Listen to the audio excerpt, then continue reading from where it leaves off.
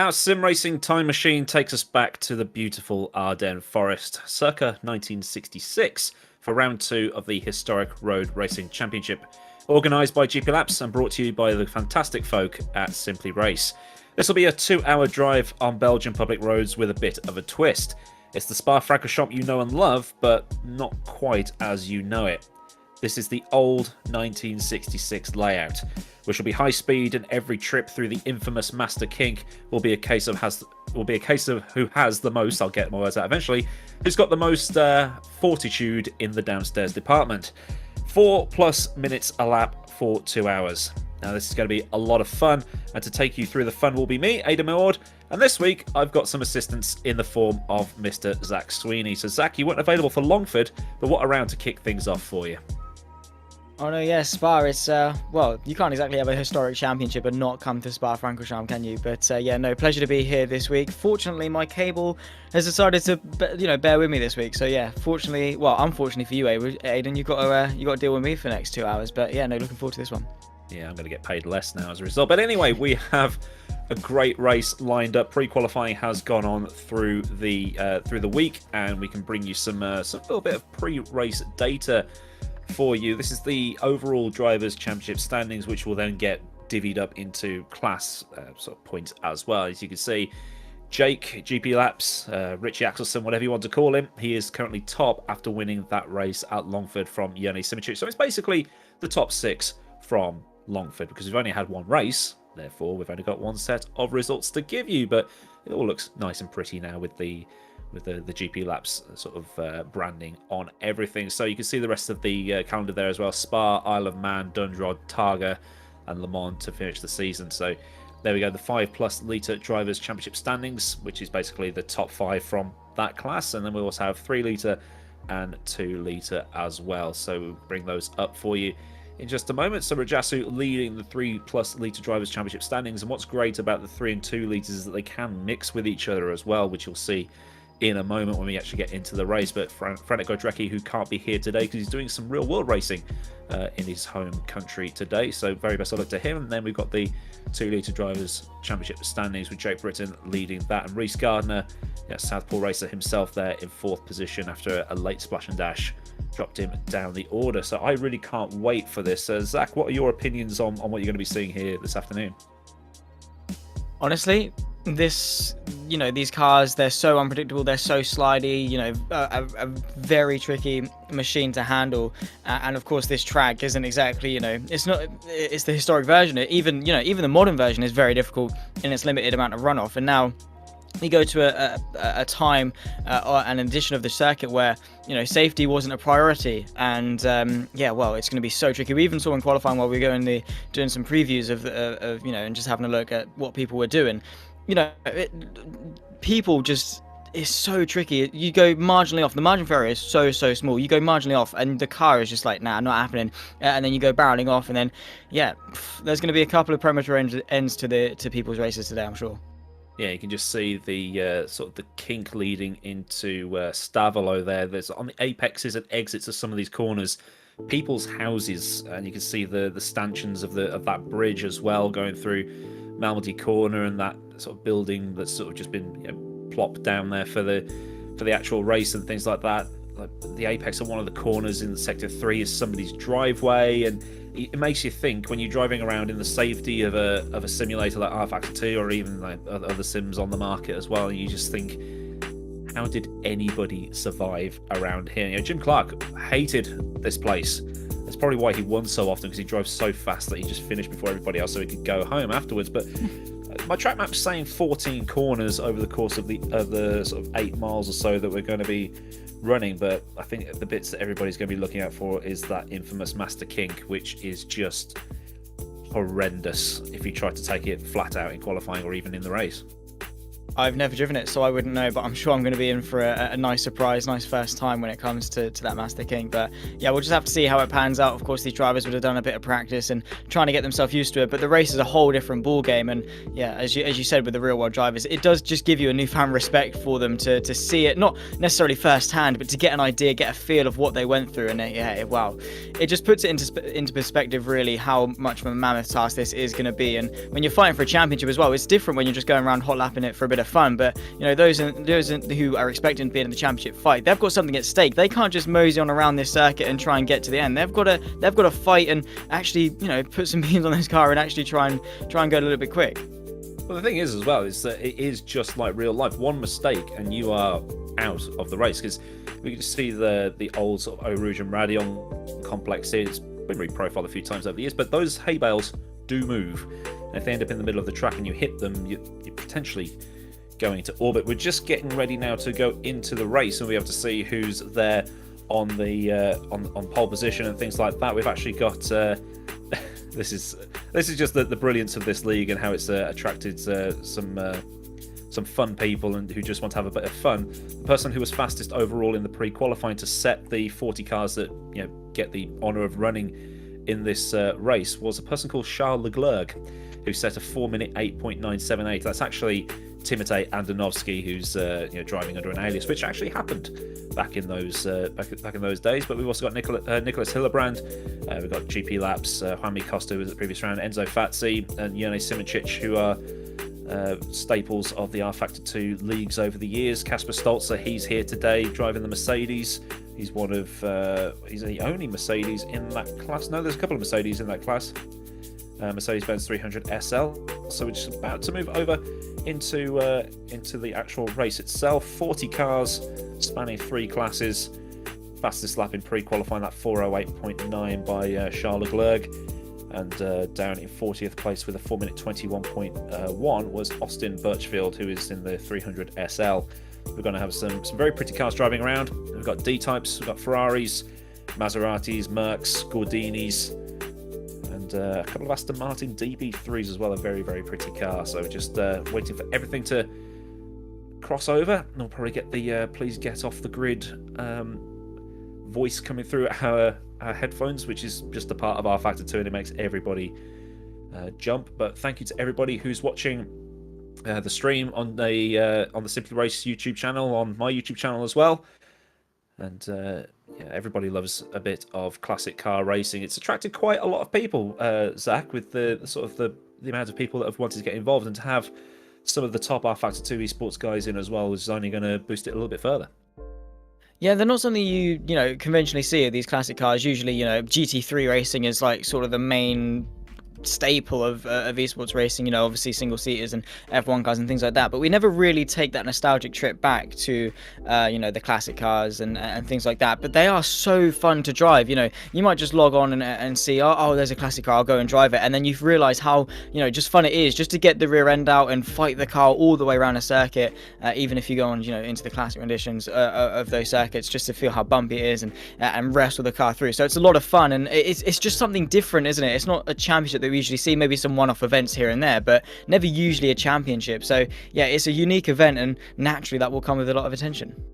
Yeah, I've driven this layout a few times in Grand Prix Legends and R Factor 2 just to grab some footage for a video. But you have to remember that when you're driving these older cars, you have to forget everything you know about driving cars with downforce, and you have to drive them in a certain way. And I just cannot get my head around these cars. I mean, I'm a rubbish driver anyway, but you have to forget everything you've learned in a Formula One car and then have to relearn everything to drive these. It's kind of like going from rear wheel drive to something like a front wheel drive touring car or something like that.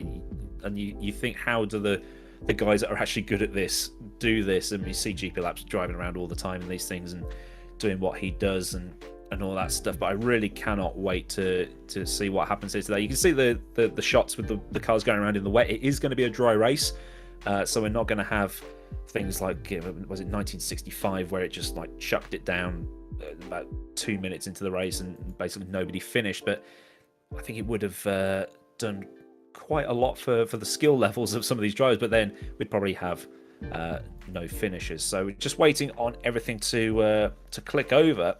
And I'm just wondering, Zach, who do you think's going to win this? Do you think Jake might take another win, or is it going to be maybe a Ferrari on the top step of the podium? Who knows? There's a long time between now and the checker flag to decide who wins, but we've got some big names, especially in in the look at the 5-litre class. We've got Jone Simoncic, who, as you were saying, is a staple of R Factor 2 esports. He does a lot of racing, has won probably everything under the sun, so he's going to be up there for sure. But again, it's going to be very tough. It's going to be a race of attrition, really. It's going to be who can be consistent, lay down the laps, and obviously keep that pace up as well. But yeah, just you got to be consistent. You got to put the lap times in. And yes, I'm being really boring and saying, oh, we don't know, it's racing, whatever. But I reckon Jake or Jone probably got a good shot, but I'm willing to be surprised. Yeah, well, that's what I mean. They say it's probably a bit boring that we don't know, but maybe it's a good thing that we don't know, because everybody is going to get surprised. It doesn't matter if you're watching this for the first time on YouTube. You don't care about sim racing. You're just watching this because it seems interesting and things like that. But we don't know. This is probably the most high-profile vintage racing league we've ever had in our Factor 2, thanks to Jake and Simply Race that have been able to put this out for everybody to watch and things like that. And it's when you see cars that you don't know driving around, it's kind of like going to a new town for the first time, or going on holiday somewhere for the first time, and you're just like, this is brilliant.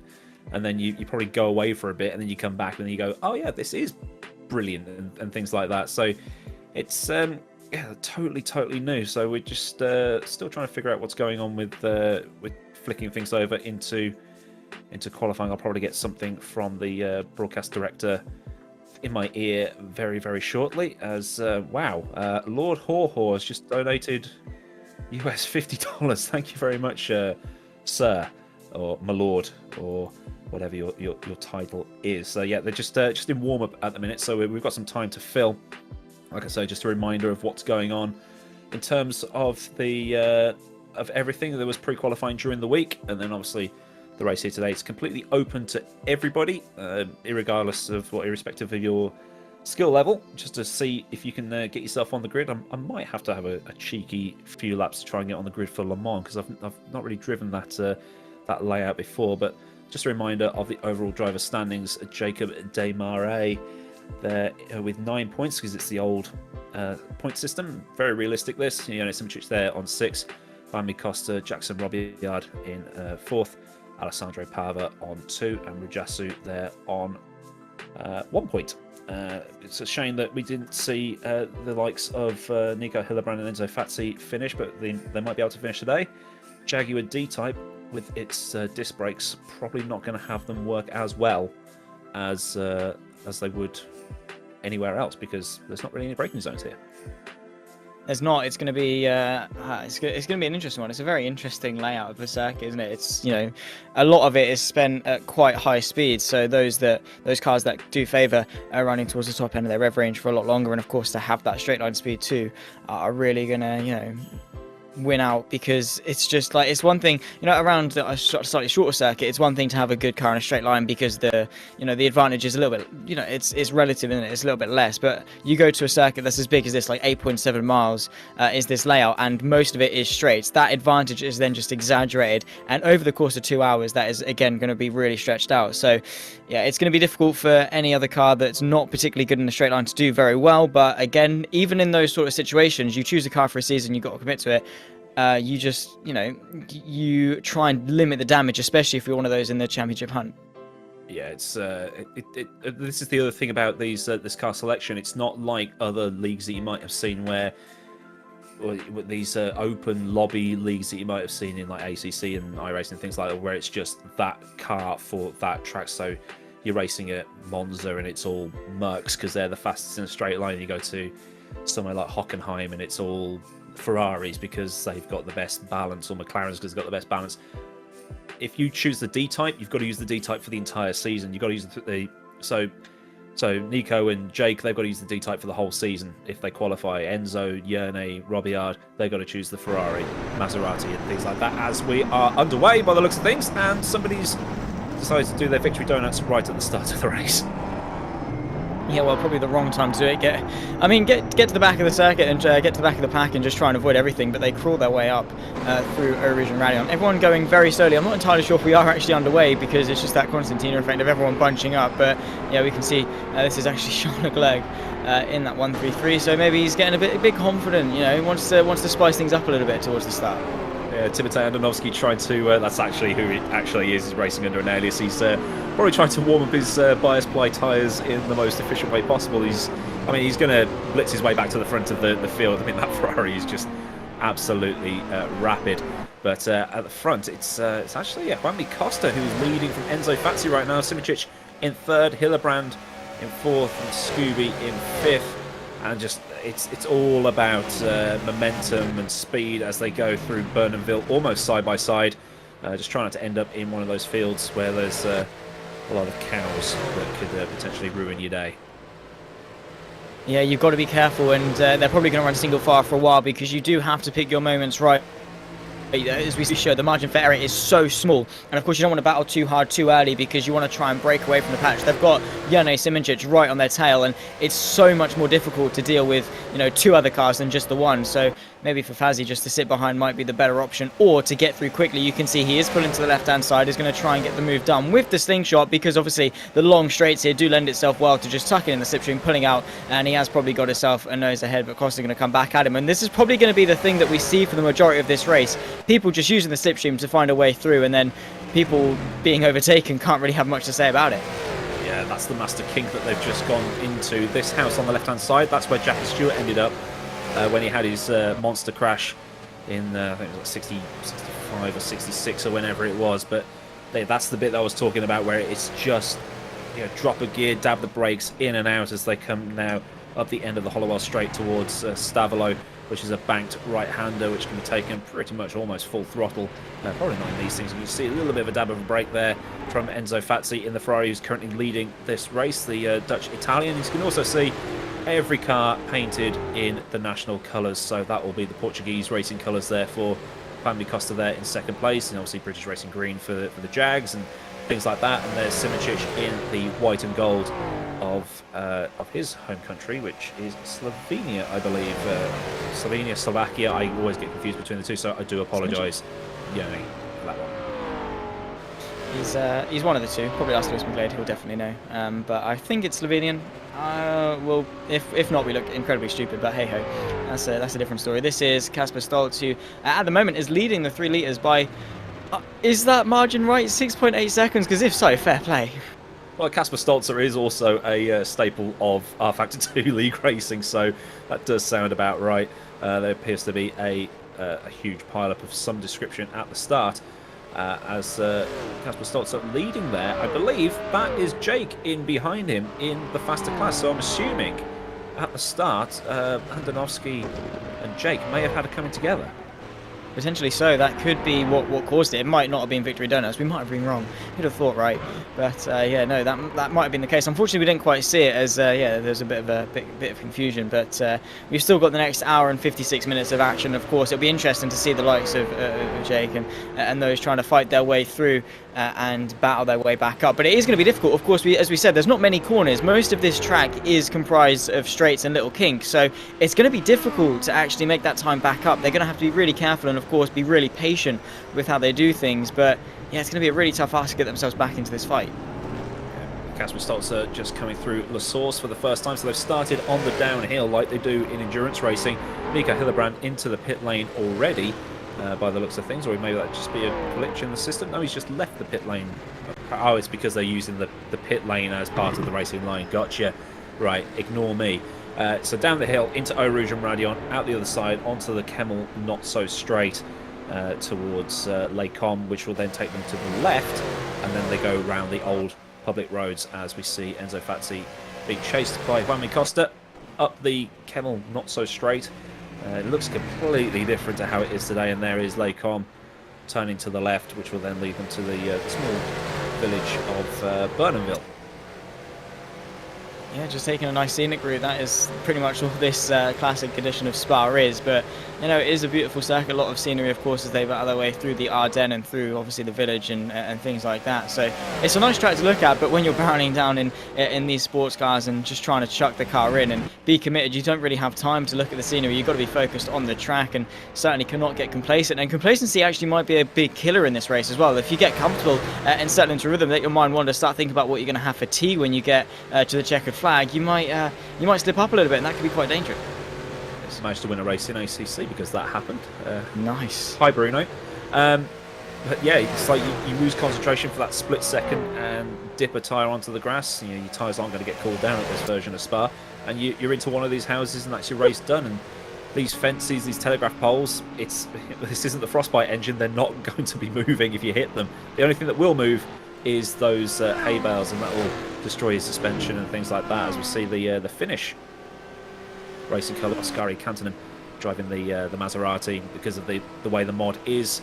They're using like fake names, so that Mazzatini, that's going to be a Maserati. As see ya, just passed him like he wasn't even there. I think that's going to be Charles Leclerc that's just overtaken him.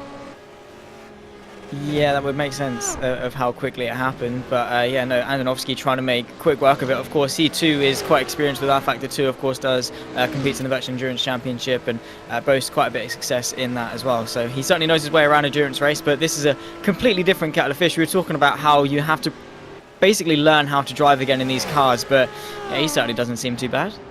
Well, if you're good, aren't you? It's the annoying part about watching these guys race. They can just hop up, see a bit of hay bale action going off as Liam Dolan in the Aston Martin DB3S appears to be chasing someone in Australian racing colours. Might that be? That might actually be Southpaw Racer in front of him. We're trying to just work out where everybody is at the minute. This is new for everybody, so it's trying to work out where everything is on the old timing sheets here. It's almost like how it was back in the day. Everything's on a piece of paper, at least it is for me. But the fastest 3 litre time was done by Rajasu and the Gordini. No, that's Longford. Right, ignore me.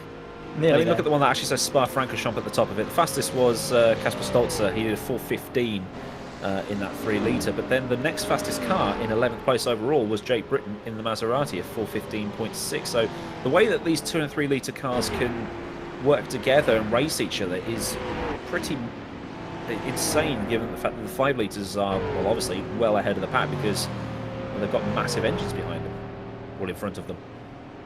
One of the two. But yeah, no, that is makes sense. But yeah, there's not much difference, I suppose, between the 2s and the 3s. Obviously 1 litre engine capacity difference between them. So yeah, no, it's not completely drastic. But it's interesting how, you know, clear Kasper Stolz is to the next 3 litre car, which is Mia Rose in the Gordini, and there's just loads of 2 litres, so they are very, very close, and we might see a bit of interclass rivalry with that. And of course, they have the overall championship, but for their, you know, interclass championship as well, as we see Jake Britton on the back of Sizek to get into 2nd place. A bit of contact between them actually as well. That is going to be very dangerous in cars as twitchy as these. They go under the brakes and trying to push forward, and there goes Jake Britton up into 2nd place in the 2 litre class. But that's the thing though, in your own individual championship, you don't really want to get stuck up in a fight with some of the higher classes, because what does it matter to you for your own championship? So that's going to be something on the minds of these guys and how hard they fight between classes. So yeah, there's obviously a lot of cars. I think we had 39 entrants, and yeah, it can get quite busy, as the start proved. Yeah, 40 starters took the grid, with like I say, Austin Birchfield was the slowest at pre-qualifying. This is a replay of the start because of the sort of the 3x3 grid that we have here. So it looks like Timothée might have got a nudge from Jake. Probably have to see maybe an onboard, and then people. Gee, oh my word, that's messy. Just Spa things. Basically, I mean, it's better than tyre calling. It's yeah, it's still not the worst start to a sim race I've ever seen. McLaren Senna's at Maastricht, but Simichich there in 3rd position. You see the flags next to their names, so you can identify where they come from if you're not a classic racing colours connoisseur. He's closed right in on the back of the two leaders now, so we might have a three-way scrap for the lead, but there's Nico Hillebrand getting closer as well, just 1.5 seconds off this leading pack as they go through the Master Kink. Just just over 11 minutes, or 10.5 minutes into this race. Yeah, they're not waiting around to get spicy, are they? Fatsi leads from Crosser, and then, of course, Simičić. And it'd be interesting to see if Hillebrand can get involved. Simičić looking to the right-hand side, so be interesting. We'll give him the inside for the next corner. Let's see. He has managed to just catapult himself in front. Bit of a lock-up as well, just in front. So, yeah, just utilising the slingshot effect. And honestly, at this point, these moves don't mean much. They've still got a long way to go in this race. So, you know, if they can stay close with the slipstream, it'll be a game of chess towards the end of the race, the final sort of, 10, 15, 5 minutes, sort of that sort of area of when you can position your car well enough to be tucked up behind someone on that sort of the last couple of laps.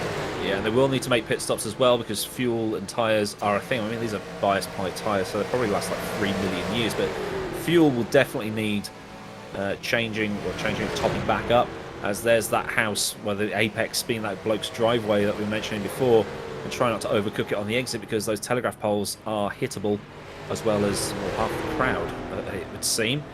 Just using every little bit of inch of track they can. Don't want to get on the power too aggressively on the grass because you just spin out.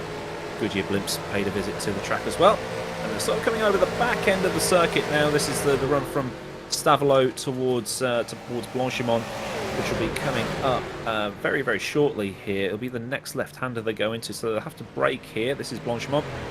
Again, looks completely different. There's no stands, there's no people. This is Blanchimont, I should say. As they now come around the final little bit. I mean, this is all the same. And there will be a pretty tight chicane in a moment. And then they'll come round towards the old start finish, which was once that little kink, and then where that blue car is would have been the finish line, and then hard on the brakes, the drum brakes in most cases, for the source.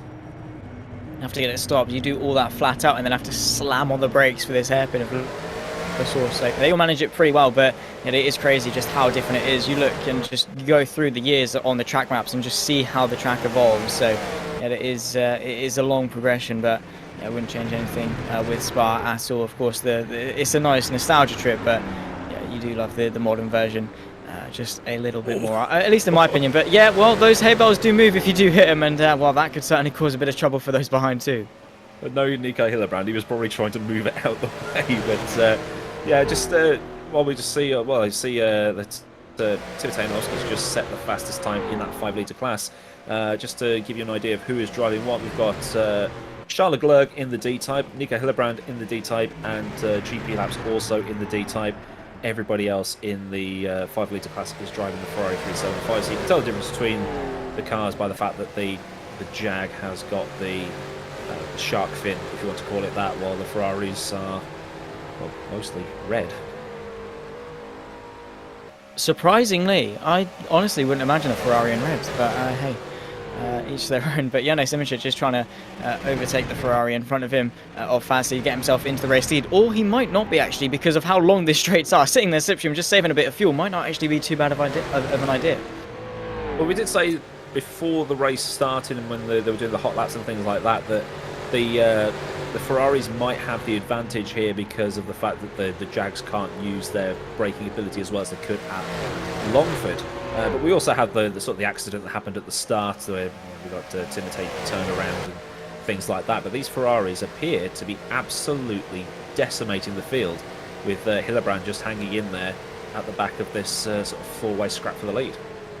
He is indeed. Here comes Janis Simičić to the left-hand side and trying to catapult himself into the race lead. Should be a fairly easy affair, you have to expect, as Fazzy does not put up much of a fight whatsoever.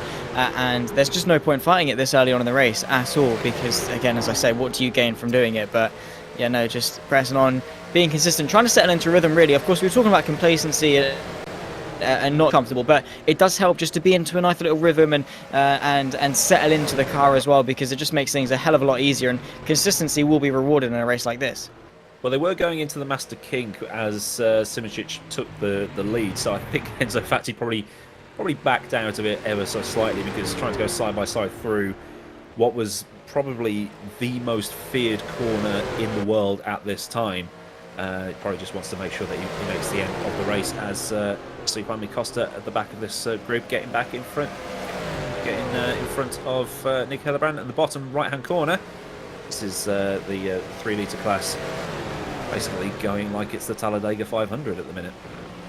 Having fun with it, just, you know, so close to each other, just going out there and enjoying themselves. This early on, there's not going to be much field spread, and with, as we say, with the slipstream and things like that, it's going to be tough to break the toe and branch away. A bit of side-by-side action just in front of them as well. But again, none of these will really truly matter until we get at least in towards the second half of the race. You can see Simoncic being practically pushed Bazzi down that back straight.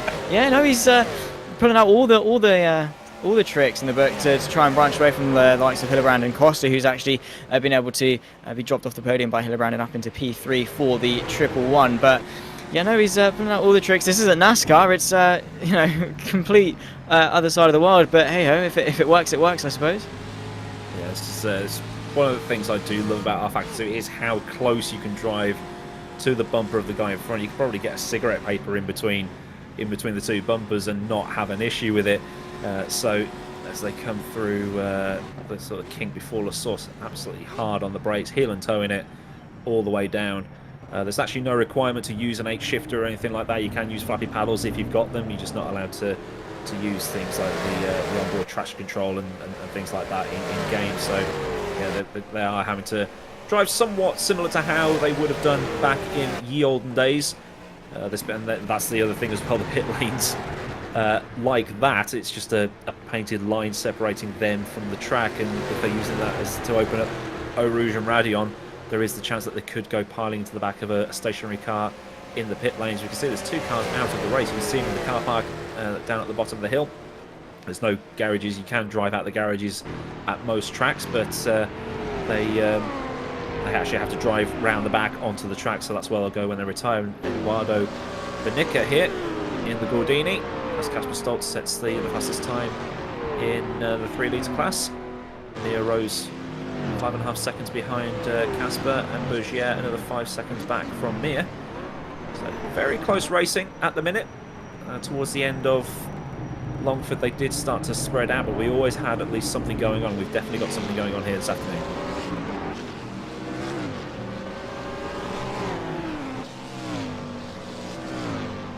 Benica under pressure from the Mercedes down the hill, just avoiding the car in the pit lane, probably getting some damage fixed. It's been there a while.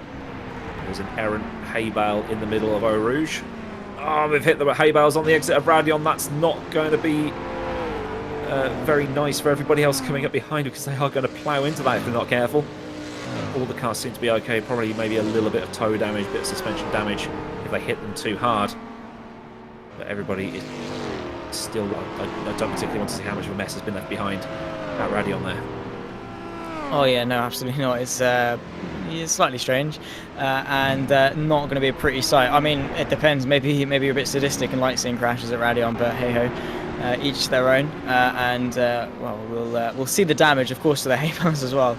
That's also going to be interesting. This is Liam Dolan in the Aston Martin, correctly named the Anton Marvin for the R-Factor 2. So yeah, well, that is one way to avoid it. As they are dipping the wheels onto the grass, they go through using each bit of the track possible. You can see the 296 looking to the right hand side as well. 2x2 Noah's Ark as they go through the right hander. So yeah, they're being quite elbows out, despite this being really early on around, you know, a very tricky circuit in very tricky cars to sort of handle and throw around. But you know, they're just going out there and having a load of fun with it. Yeah, Anton Marvin, having quite a famous brother, played in the Shadows during the 50s into the 60s, if you know who I'm talking about. But yeah, they're very elbows out, but they're being quite respectful with it as well. They're not doing anything too silly. You know, they're not trying to lob it into the inside of every corner like you do find in a lot of league racing, open lobby racing, and you know, all the carnage that causes. But I think they know that they're respecting the track, they're respecting the cars. I know that there's people talking about Eau Rouge and Radion and things like that in modern cars. They don't respect it like they do, and that's why we've had so many accidents there over the last couple of years. Particularly the Spa 24 last year, where there was just wipeouts and things like that. But they are, for the most part, still running your class-leading Hillebrand currently. That's subject to change within the next few minutes or so. Kasper Stolzer leading the 3 litre class. Enzo Fatsi making a move on Jene Simicic, who we have now confirmed is Slovenian, not Slovakian. So apologies to Jene and to the people of Slovenia and Slovakia. I haven't watched enough Fun with Flags with Sheldon Cooper lately. And then we've got Kasper Stolzer leading the 3 litre class, the Dane, and we've got a Finn in Kantanen leading the 2 litre class. Yeah, well, it's nice that we've confirmed the Slovenian thing. I literally, about 2 months ago, just did my geography GCSE, so I should know. But hey, obviously not. It's not done me too well. But no, it's nice to confirm, and of course the flags do help if you know what you're talking about. But we obviously don't. But yeah, well, we won't. That's why we're commentators, not geographers, and yeah, I didn't do geography GCSE at all, so. Well, it would have been O levels back at this time, wouldn't it? As Enzo Fatsi leading the group, as we see that Jake has now come back into the top 5 in the 5 litre class, basically working his way through. And just to point out, if something does happen, if the 2 litre class does flip above the 3 litre class, it usually means that the leader of the 2 litre class is ahead of the guy in the 3 litre class. So that'll be why that happens. As we see a replay, this will be how Nico Hillebrand made it to the front. Looks like he's applying DRS, so the speed of that thing. Maybe a bit of nitro as well. Down the Master Straight, the Hollowell Straight. He should have that done. Yeah, there we go. Just before they enter the Master King, so everybody through there nice and safely. For now, at least, they've still got another hour and 30 minutes left to go, and many a go through the Master King. So, yeah, well, as we say, there's probably going to be a lot of calamity and a lot of premature ends to this race. We've already had, I think, 2 already, and that is obviously thanks to the carnage that happened at the start, and of course, people just not getting to grips with the circuit too well, getting into their own little tussles. But we're still being treated to a nice, I guess, 4-way fight here at the front between Hillebrand, Fazzi, Simicic, and Costa. And despite the Ferrari dominance that we were expecting to happen, of course in these early stages too, as we see actually Fazzi going for the move for the race lead, that Jaguar was giving him a nice little fight up there too. Yeah, it might have been interesting to see if Jake was able to. Obviously, there was that carnage fest at the first couple of corners. As Nico is coming back, and I think he might actually be streaming this over on his Twitch channel, and he is doing it in a cap and goggles and a polo shirt. He is full on role play in this, and he's probably saying a few unbroadcastable words at the same time, knowing Nico. So it's all a lot of fun to watch, and I'm glad that the Super Serious Esports guys are having a lot of fun as well. Just to let you know what else might be happening along here is that the slowest qualifier in the 2 litre class qualified above 7 or 8 3 litre cars, so that's how well those 2 classes integrate. As we see Kasper Stolzer from Denmark in the Mercedes 300 SL, just having a nice drive to the shops by the looks of things. He's he's loving life at the moment. 6.5 seconds clear of Rose in second place. So yeah, no, he's just hasn't looked back, and that gap hasn't really grown much because we said on the first lap that he'd grown it quite quick, but it's sort of been a stalemate since. But you know, even despite that, to have that big of a gap and how much of a slipstream fest this race is expected to be, and how close a lot of the cars between classes are, especially in our 5 litre between the top 4. Yeah, he's doing a great job of just breaking that slipstream and branching away. Getting note from Lewis McGlade that was third place in the 2 litre class is him. And that is, I'd say, very, very false, but each to their own, I suppose. And I'm going to throw him under the bus with that one too. But hour and 35 left to go. We're 25 minutes in. We're not even dipped our toes into the water at this point. There's still so much left to go, and still a lot to unveil. And things like that are going to happen. Yeah, just as we look at the lead group again, to give you an idea as to how fast Kasper Stolzer was in qualifying, he did a 15 dead. Mia Rose, the Australian, Kasper was 10th overall. Mia was 17th overall with a 4:17.2. So a time nearly 2 full seconds ahead with a gaggle of 2 litres in between the two of them. That's how fast Kasper has been in pre-qualifying, as Enzo Fatsi probably forces Nico Hillebrand into a little bit of a mistake, but Nico keeps the lead as they head back down the hill. So we see some great double vision here, looking backwards from Nico Hillebrand's Jag as they head into Eau Rouge and Radion. Costa dropping off a tiny bit at the back, seems to have lost a tiny bit of pace to them. But they are in a race of their own right now with... but it looks like Timotej Andonovski has got himself back into 5th, fighting with Jake. A long way off this front 4 fight, though. That is just how, obviously, how poor the start was for Andonovski and for Jake as well, but also how good these guys have been in these opening stages. They just got their heads down, didn't mess around at the start, and just pressed forward and really haven't looked back since. And as I say, still a long way to go, but they're doing a really good job to get underway. And that's that thing, is to get the ball rolling at the start. It really does set the tone for the rest of the race. And the likes of Jake and Andonovski as well, who have got a much tougher task of the rest of this race if they want to succeed and do well. Because, as we say, a circle like this, a 20-second gap, that is absolutely monumental. As Hillebrand is under pressure from Fazzy once more, it's probably going to be a case of just lap by lap them swapping places and then tucking back in. A bit like cycling, really. Yeah, we saw some of the... well, hopefully they don't end up like those cyclists at the Commonwealth Games in Birmingham where the bike ended up in the crowd. That absolutely horrendous crash. Thankfully, nobody was seriously injured in that. But this was the danger of this era of racing. That you can see the cars sliding because they just don't have the grip. The tyres have probably only just got to what can be considered optimal racing temperature, but they didn't have to worry about that back then. It was just get in and go. There was no downforce, as we see a little bit more borderline bump drafting from Enzo on Nico. These two know each other very well. There's just 0.66 of a second at the closest point through the Master Kink. Just trying to avoid bidding it on the exit. I like to think what would happen if someone caught that embankment at the side there. It'd probably end up... It would look like something out of a Tony Hawk game. You're teasing me now. I want to see it. I want to see it. Someone, please, if your race isn't going too well, just chuck up onto the bank. As you see Fazzy, he's very committed. He's eyeing up that move. That's going to be very sketchy. Even bump drafting, they're going so quick, and I'm sure these cars aren't particularly anything stable. So be tucked up right under, not even the rear wing, just onto the rear bumper of Hillebrand is going to be so sketchy, because all it takes is to clip him at the wrong angle, and Hillebrand is going for a pretty nasty crash. Yeah, it would be something that the LAPD would be proud of, but I don't think race administration would be very proud of, wiping someone out like that. Martin Bayer in the Gordini, the 202. He is stalking the 209.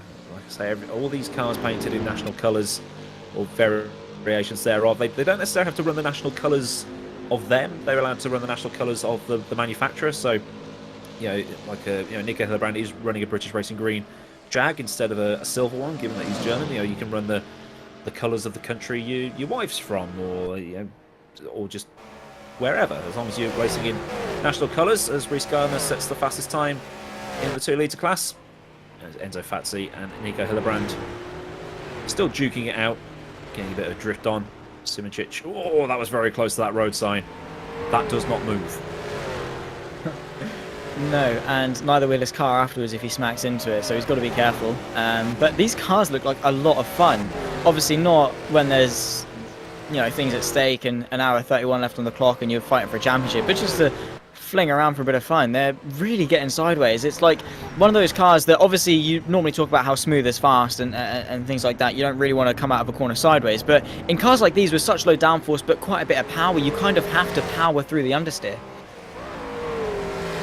Yeah, these cars, like I say, no downforce on them. They are pretty much they're just cars, aren't they? I mean, like, they were probably more designed to tackle Le Mans than anywhere else, but Hillebrand trading fastest laps at the minute. I'm just looking up during this time period. These cars are based off 1955 cars. There was a death at Spa, not involving one of these types of cars. There was one at the the 1957 sort of Grand Prix that was sort of not part of the Formula 1 Championship, another one in 57, one in 54, but that was a motorcycle crash. But amazingly, the next sort of high-profile death wasn't until 1960, so they are strangely safe, which is just crazy to think about, because you expect people to be crashing and getting seriously injured and dying left, right, and centre in these things. I mean, that's probably not too far off the case, but I mean, just look at them. I mean, they're not exactly like the tin cans that, you know, when Formula 1 first started, the people were driving around, but yeah, safety wasn't fantastic back then. So relative to their time, yeah, no, the limited deaths are actually, I don't want to say pretty good, because no death is pretty good, but yeah, the fact that it's not significantly higher is pretty impressive. But yeah, because if you crash, you literally have nothing. Those cars would just crumple, and the driver's completely exposed. You've got goggles and a bit of a, you know, you might as well just have a plastic helmet from Poundland on your head, and you're flinging it around at, you know, what, 140, 150 miles an hour in the Ardennes forest. It's not exactly the safest thing in the world. As you see Beneke looking to the left-hand side, going into the, I believe this is the well, not so straight. I'm not. Yeah, I think so. It is, yeah. Because it just all looks the same around this entire circuit. It's just, again, you look left and you're pretty much in the exact same place. Well, if we're struggling now, how are we going to get through the Isle of Man? Because yeah, that thing's like 400 miles long. It's like, is that? We'll just guess it as car on the grass, losing a bit of momentum, losing a bit of speed. If you lose a couple of miles an hour down the straight, you're not getting that back. Yeah, it's all about momentum and just taking, you know, a hop, skip, and a jump through. You have to keep it up. You have to keep your minimum speed up. And it really, for a lot of it, that is a Martin Bayer's car. Looked like it was crabbing through that corner. I'm not entirely sure if that's entirely correct, but yeah, you do have just drifting it, just going sideways. If in doubt, flat out, mate, just absolutely chuck it through. And yeah, well, at least enjoy yourself. But yeah, he's running in P6. I think that's going to be one singular point if he can stay there. But he certainly wants a little bit more, wants that 5th place too. But you know, it is going to be all about momentum and keeping that up, because as we said, with the advantage of cars that are particularly good in a straight line, that advantage rated. If you lose, you know, you get a bit of a tank slapper coming off the exit of La Source, for example, you're going to lose time all the way down into the next braking zone. So yeah, really not ideal. And just goes to show how precise you have to be when you're trying to, you know, wrestle one of these cars around this track. This is Martin Bayer in the Gordini chasing down Rajassu in front of him. So this will be a good move if he can pull that off. He's currently on 1 point. He can try and salvage 2, but with just over 33 minutes gone, we're getting through things. Charles Leclerc 19 seconds off the lead right now, so it's all going to be all done in the pit stops, I think, and just hope that something goes wrong with those guys in front of them. So not the race that Timotej Andonovski and also Jake might not want to have. We'll probably get Jake in at the end of the race, given that he's the guy that's put all this on. We'll probably find out what happened to him at the end. Oh my word. Oh, they don't move, do they? No, that is suboptimal. As well, that's Bourgier and Seidler out of the race, so that's going to put Rajassu and co back up there. Martin Bayer into 4th place in that class. So as we were saying, just smacks a wishbone into his own face. That's these guys must have been mental. Honestly, and they probably would have been dead in real life, because the crumple zone in these cars is your face. I mean, if they survive, they get a really good insurance claim, I'm sure. But no, this is going to need more than that little box at the bottom of the form, I think. Absolutely, that is. And there's a lot of F's in chat coming through. Daniel Costello, our production broadcaster in our area, he was absolutely loving it. He was creasing with laughter. So yeah, no, that is. you have to feel sorry for him, but you can't help but laugh when you see that. And I get what you mean now with those poles. They just, they're really stubborn. They must be really deep down into the ground, because those cars came from about 150 to 0 in about 0.1 of a second. What Jeremy Clarkson said, it's not speed that kills you, it's suddenly coming to a stop. Sudden deceleration is awful, but we'll probably get a replay of that at some point. What was going through my mind was that moment when, remember when Michael Schumacher hit David Coulthard and Murray Walker just went, oh God! That's one of those moments right there. But yeah, I've got neighbours, so I don't really want to be shouting that because I don't want them to get the wrong idea. But yeah, 70 years probably wouldn't have laughed at that kind of accident, but today we can. It's sim racing, it's fine. No one's hurt. I mean, maybe a couple of egos and just pride. But yeah, I hope that wasn't a direct drive either. Oh no, that might hurt the wrist. Oh yeah. Britain's out of the race as well by the looks of things, so I think he's clobbered something at some point. As we see, Jonas Simic in the bottom right-hand corner, proper wheel wrestling. I don't know if he's driving a 1950s sports car or playing a bit of Richard Burns Rally. I mean, it's a really good game, to be fair, so I wouldn't blame him if he does, but you know he's really wrestling that through. Again, it just goes to show the driving style you have to have in these cars. As we see Fazzy looking to the inside of Hillebrand, going through this very long right-hander, and Hillebrand's done a really good job. That is such a long right-hander, the really long way round of that corner, and he's managed to hang on. And that is just the case. I think it was Nigel Mansell, was it, at the Hungaroring maybe, that just sent it in sideways around the outside of someone. That was a very similar thing of just, you know, using the oversteer to counteract the understeer and just holding the speed up. So yeah, that could be a theme of this race, of just being able to keep your foot in and hold those places. I think it was on Nelson Piquet, wasn't it? Or something like that. It was somebody high profile that he did it on, yeah. I was probably about -20 when that race happened, so excuse me. Yeah, I forget you. Like when you said you've just done your GCSEs, I'm like, oh my god. Getting old, mate. Yeah, well. Anyway, Enzo Fazzi, once again, that is definite bump drafting. There was definite contact made there. Just giving him a little bit of a wee push to try and keep him away from... oh, God, no, this is... Yeah. Oh, he hit the sign, then hit the telegraph pole, and there was just nothing that could have been done by the 217 there. Instant escape and instant DNF. It doesn't take much, and it is literally the smallest of mistakes that can have the most drastic of consequences, and that certainly did just prove it there, which again is a shame. But this is, again, we were saying it's going to be such a race of attrition. Just getting to the end, you might actually score a good couple of points. We saw in the 3-litre class with Rijasu and Bayer after the massive crash in that class too, of how easy you can just bump up a couple of places. And with the point system working how it is, it doesn't take much for, you know, only a couple of people in front of you to crash, and you've got a nice hefty chunk of points in your pocket. Indeed, as the leaders come through the first couple of corners. Hillebrand, Fazzi, Simic, Costa, and Charles Leclerc. Your top 5 in the 5-litre. Then you got Stolzer, Rose, Rijasu, Linker, and Beninka in the 3-litre class, and then Canterden, Mamchak, Falato, Cookie, and Estrella in the 2-litre class there. So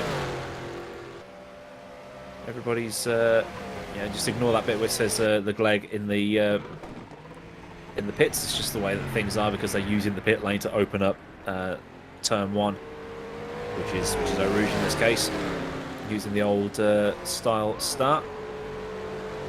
Probably had a bit too many people starting on the grid, but it's just the way things go. I don't know how they would have done it in real life. Don't know if they would have used a rolling start at that point, or they would have just, you know, lobbed them all on the track and just said, right, off you go. But things happen. People coming through the field. I'm sure Jake's stream is looking pretty good, watching him come back through the field, watching him battle with Timotej Andonovski. Stolzer showing as being in the pit lane. That's been up for a while, so yep, that's definitely a pit stop, because Mia Rose, the Australian, has just taken over the lead of the 3-litre class here. That's the pit stops coming through then. So this, yeah, only what, 39 minutes into this race, so they're going to have to take a couple of stops here. The fuel doesn't last very long. Of course, Stolz has been by himself using a lot of fuel and things like that, compared to, you know, the likes of, I guess, Simic, which relative to their class. Oh, that is sideways on the brakes from Benica going into Wallace the Source, and oh, he's spun it round. He managed to keep it going though, pointing the right way, which is very close. And the 363, lovely stuff. I don't think we have a race in Japan, but certainly these cars would suit it with the way they're going sideways. But yeah, no, again with the pit lane, it is very dodgy. But that's making me feel uneasy, even in a video game. It's second-hand anxiety. Yeah, you're just like, oof, that's so close. Again, it just gives you that newfound respect for those in real life that managed to do it and come out still breathing. Imagine the poor blokes working on the car as well. I mean, this is the thing with like safety was an afterthought. They would have been sparking up a fag while getting fuel chucked in the car and all this other flammable material around them, and they're just there, a couple of Marlboros, and off they go again. Maybe another a glass of brandy or something like that. These guys were crazy rather than brave, and that's a hill I will die on. But I would like to see them race at somewhere like Fuji in these cars. It'd be good. That last sector would be lovely in these cars, just to chuck it in sideways, like especially the last couple of corners with the uphill climb and then crest it off. That'd be nice, but maybe a one-off event or something. But no, I don't think the tracks on the calendar are particularly. Yeah, they're not too bad. Nice historic circuits, which is for a historic championship does fit, and well, certainly Spa has proven to give us a bit of action as well. But yeah, no, still a long way to go. Not even halfway through this race yet, and well, we've seen so much chaos at the moment. We obviously with predictions that we made before the race, the chance of them actually standing are probably slim to none with how quick things can change. Just flicking through my... Whoa, that's a dust storm ahead. That was Hillebrand wiping out a sign but surviving. 11 DNFs so far I've just had in my ear, and also from Mr. Ian Monroe in the chat, who's keeping an eye on the proceedings. I'm trying to have 2 YouTube chats, the actual broadcast and Discord up all at once to try and give you an idea as to what's going on. So we're basically eyeballing this. Like I say, it's pretty much like they would have done us. Hillebrand's gone a little bit wide and lost 2 positions into La Source. Simicic takes the lead. Fazzy slots in behind. And Hillebrand's going to have to make all those positions back up again. As there's pit stops. Yeah, pit stops for all 3 of them. Yeah, all 4 of them coming in at the same time too. So yeah, pretty orthodox from them and pretty linear. That'd probably be the theme. So I mean, at least there's no variation between the top 4, which would run the risk of them being a little bit more spread out. Mia Rose is carrying on for quite a while compared to Stoltz, who came in I think a lap or 2 ago. So yeah, no, she's doing a great job of just carrying that car around a little bit more. But yeah, it's nice that the top 4 in the 5 litre class are going to be so close together still for the rest of this race, because with that 4-car train for the race lead going into the sort of the final half of this race and towards the end of that is going to be something to watch. Every single one of the 5 litre class is in the pit lane. So Costa, Leclerc, Simicic, GP Laps, Jacob. The amount of names that guy has, he's all the pseudonyms that he carries with him. But there we go, there's the 5 litre guys all in. And I think that is Enzo Fazzi leading long before everybody else. Yeah, he's going to be doing yeah, wow, that is actually a long gap. That's a big gap. He's probably really underfueled the car. Maybe, I'm guessing, to do... I'm not entirely sure how that's going to work. It's an interesting strategy. Maybe he saved a little bit more in the first stint, or... He did say he was only going to pit once in a Discord channel. I can't remember which server it was in, but he said he was only going to pit once. So I think that's him done for the race. So interesting... it's a bold strategy, Cotton. Let's see if it pays off for him. But he has got out well in the lead versus everybody else. Nice advantage. Just got out long before Hillebrand as well, even though his timer is still ticking. He's definitely out to the pit lane. Yeah, no, well, I said it was going to be pretty linear and they'd stay close together, but obviously not. And yeah, well, that is interesting. Hillebrand, yeah, what's happened to him? Maybe he's, yeah, well, that is just beyond strange to me. Maybe the tower's having a bit of a fit, but either way, yeah, no, it looks like that is actually how it is. Yeah, well, he's actually lost the place to Andonovski. Is Andonovski coming to the pit lane? You said everyone in the 5 litre come in. Yeah. So that is genuine as well. That is genuine. Andonovski is ahead of Hillebrand. How has he lost that much time? We'll have to find out afterwards, won't we?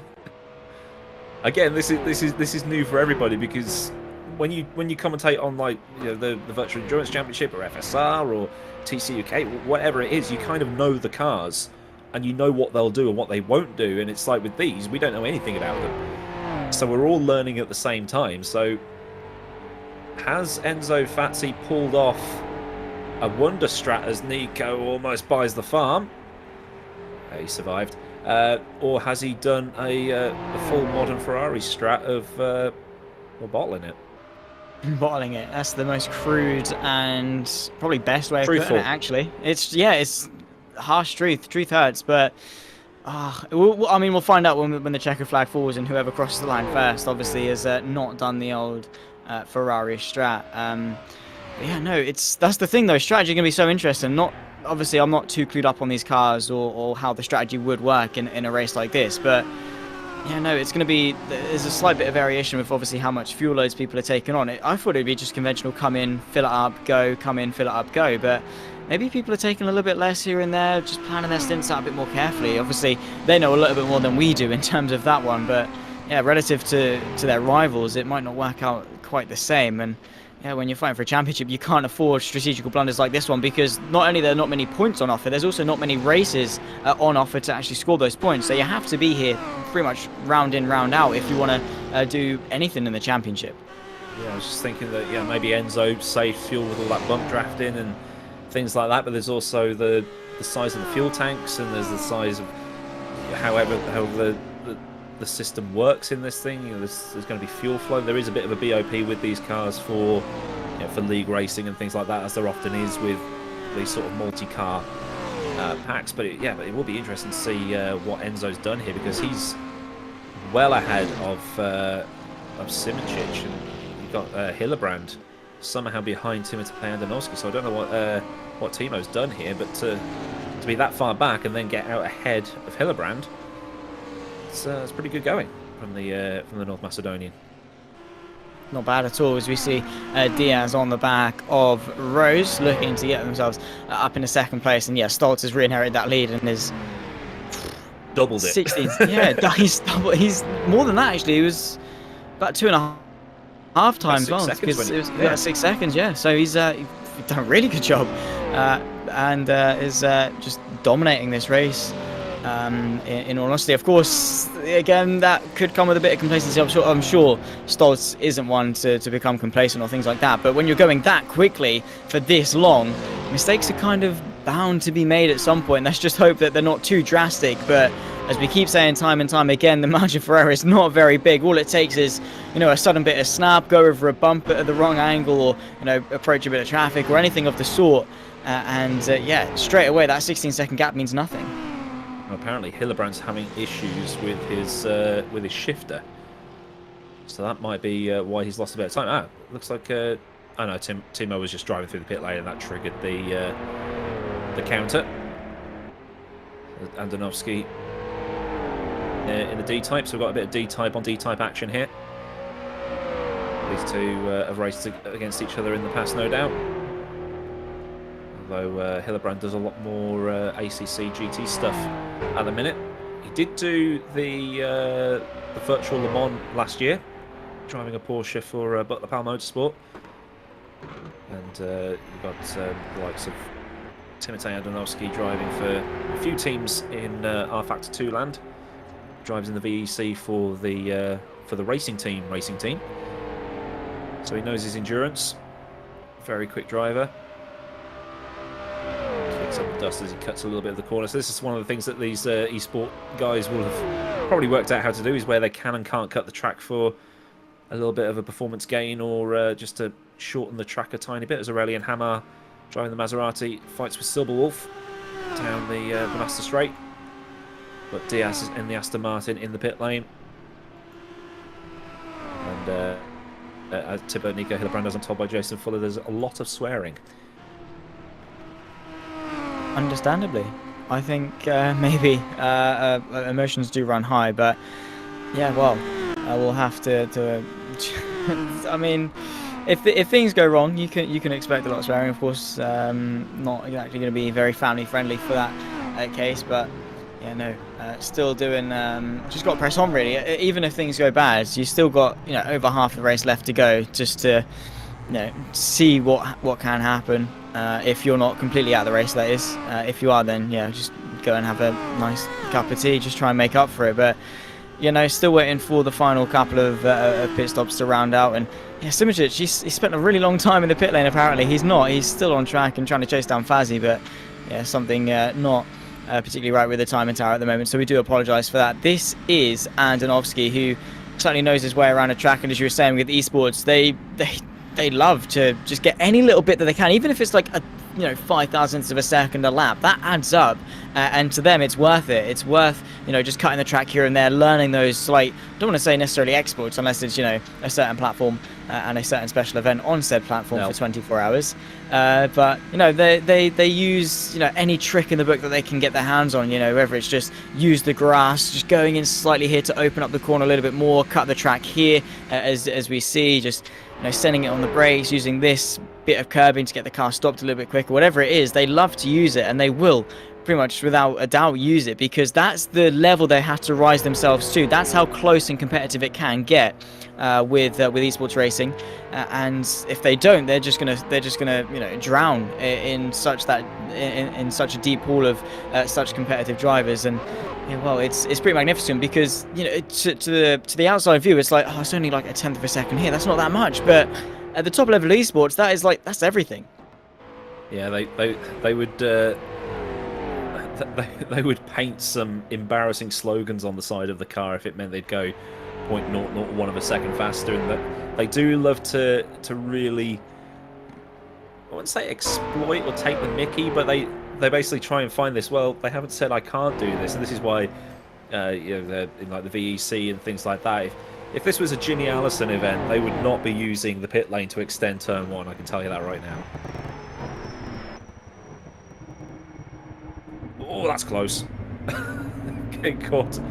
getting caught up behind some slower traffic. There will be... Whoa! That was a Co Brown moment, but just to point out here that he's going into the pit lane, that blue flags, as we know in Europe, blue flags mean move over. Well, in Formula 1 they mean move over.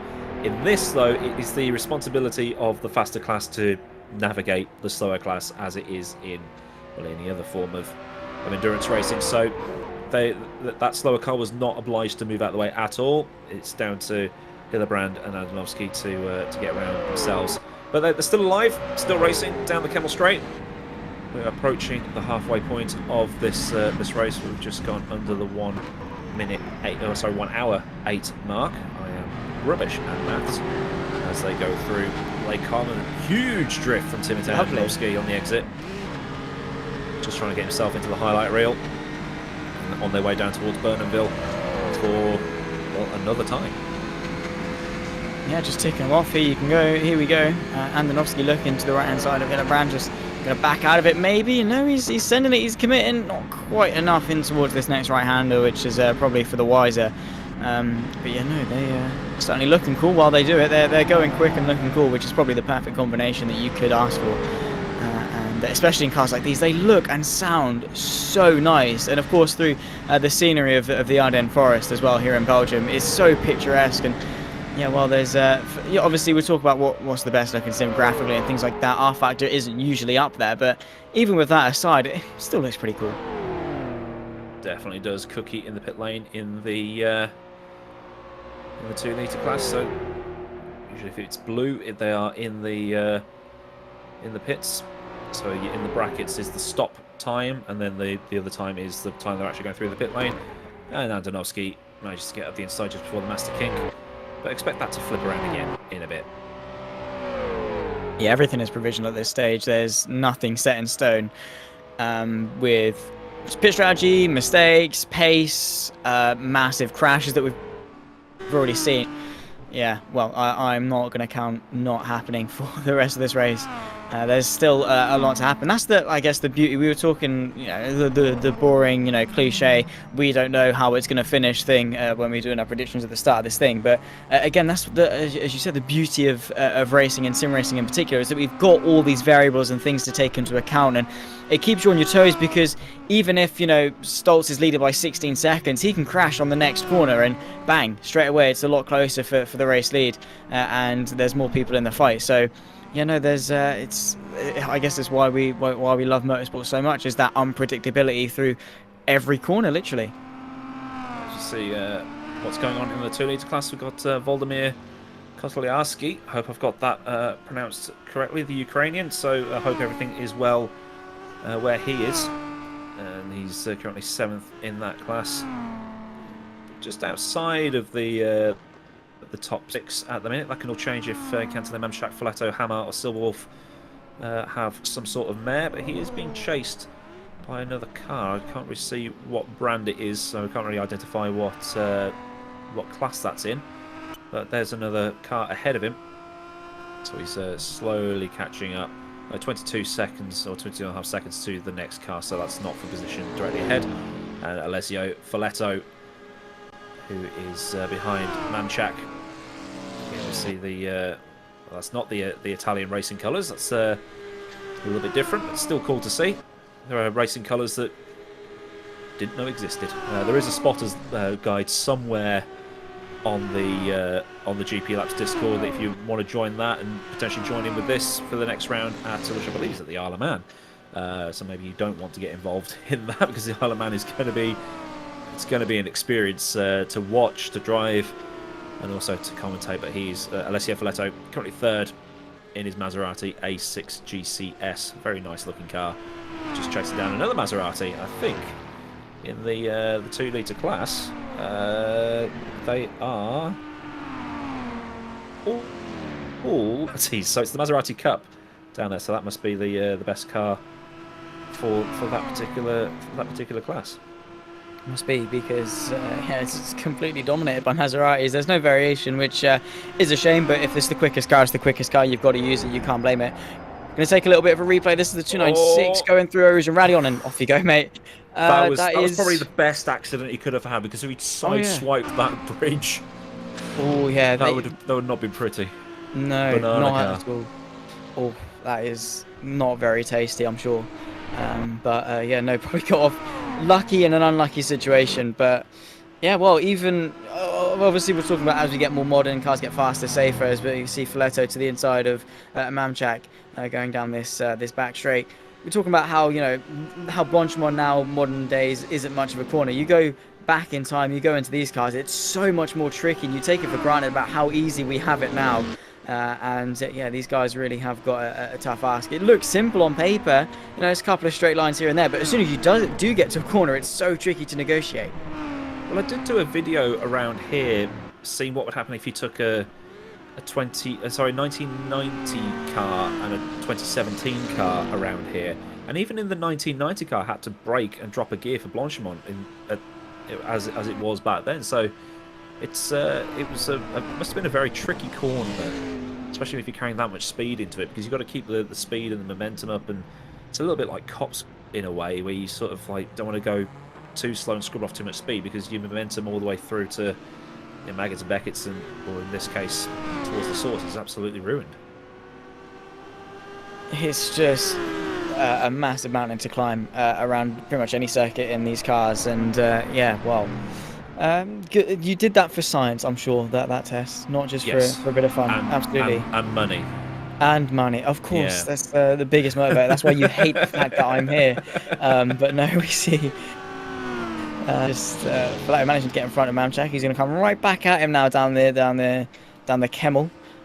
Refuse to call it straight. It's just down through Kemmel. And there's that actually. No, that's not the 4th place man of Hamar just behind them as well. That's probably just a bit of lap traffic or a faster class and just behind them. But you know, still a couple of good battles. Of course, when we get to the first pit stop, the first it's always going to be really close. Everyone's close together. But then as soon as we get to the pit stops, does sort of spread itself out a bit. So it's nice that we've still got a couple of cars that are nice and close together to give us a bit of action for this sort of middle part of the race, where things do just slightly calm down a bit.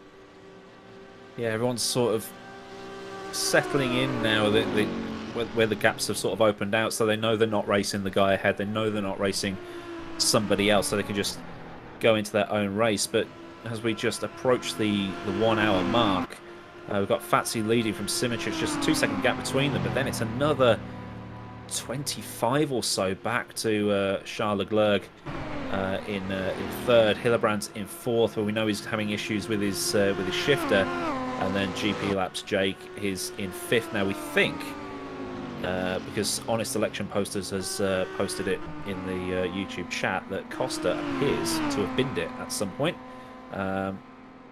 Someone said yes, he did at the bus stop, which doesn't exist on this track. So at some point between Blanchimont and the source, Costa dropped it, and that's his race over.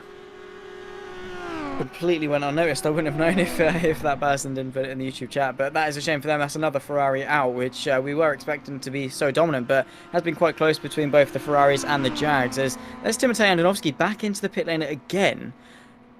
That can't be a scheduled stop unless unless it's just registered he's in the pit lane because it's like it's so close to the track. I guess so that makes sense. That's pushing the limit just a little bit. Trying to cool the tyres down. Anyway, as that's going to lose him a little bit of momentum, and that's going to be the position for Matthias Estrella there, taking the position away from the Ukrainian. That's just now lost that place. Now, would Ukraine have had racing colours in 1955? Or would it be Soviet colours at that point? Answers on a postcard in YouTube chat, please.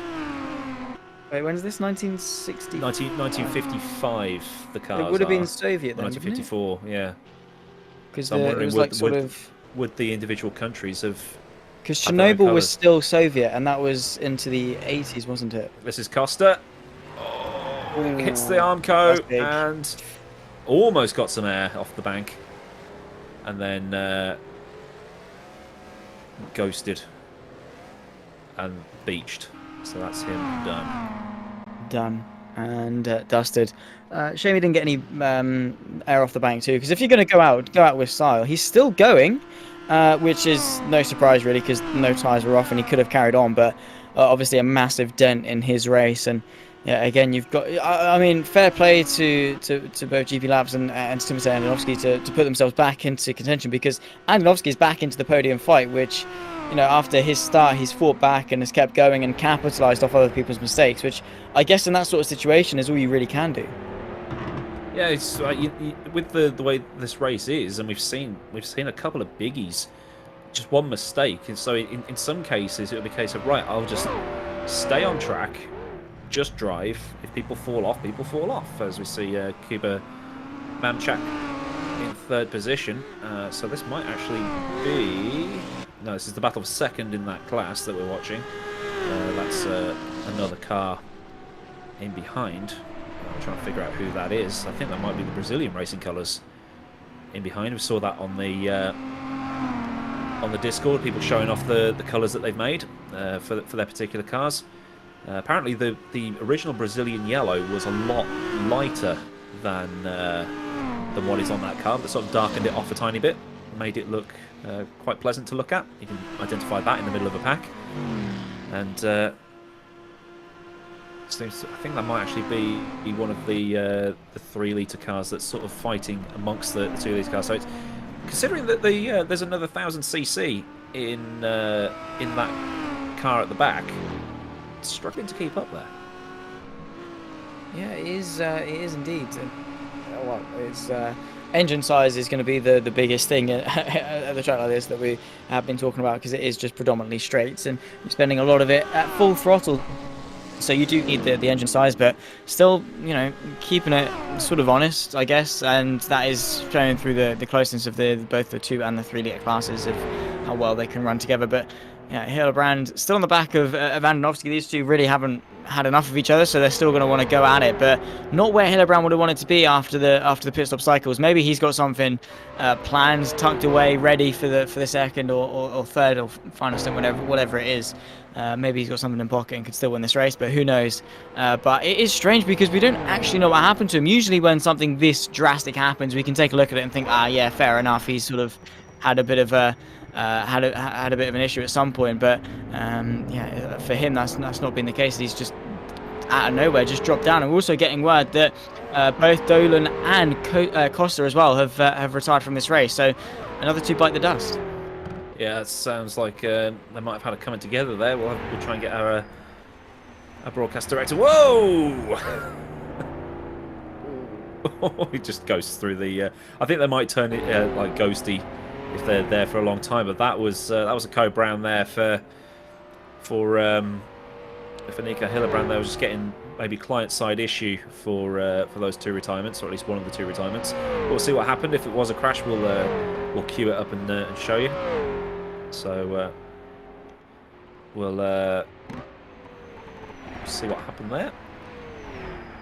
The gap between Fatsi and Simičić now under a second, so we'll probably see them doing a bit of bump drafting as Nico gives it a bit of a slide on the exit of Lake Combat towards Bernaville. Andonovski also getting a bit of a drift on as well, so it seems to be the right way to drive around here is to turn the car on the throttle, especially through some of these faster corners. All those images of playing Grand Prix Legends back in the day, four-wheel drifting a Lotus 49 around here, especially through this corner. This is Bernaville, because that was the fastest way to get through. Very nice looking Jag. Kept it in its proper colour as well, green.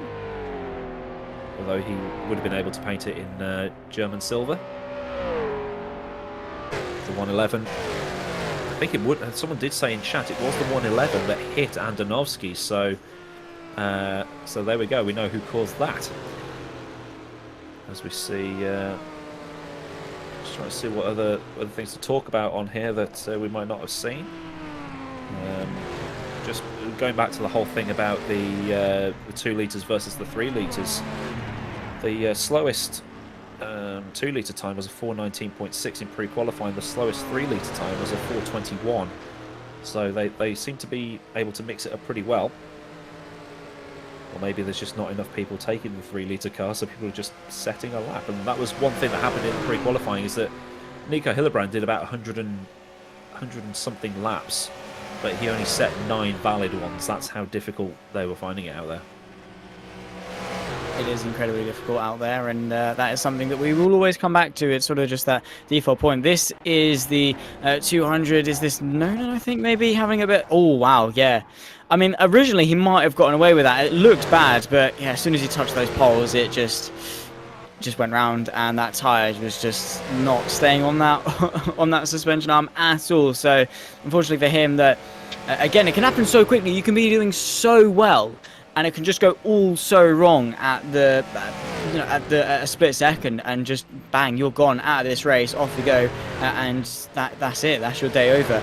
And it just goes to show again how precise you have to be. And Simičić, yeah, I thought he was going to hold it. No, he's not. He's gone straight into the barrier. Has he got a bit of damage to that Ferrari? Maybe not, but he's certainly got a bit of a bruised momentum. Of course, he's going to lose a lot of time to Fazzi, and that could be quite detrimental to his charge for the race win.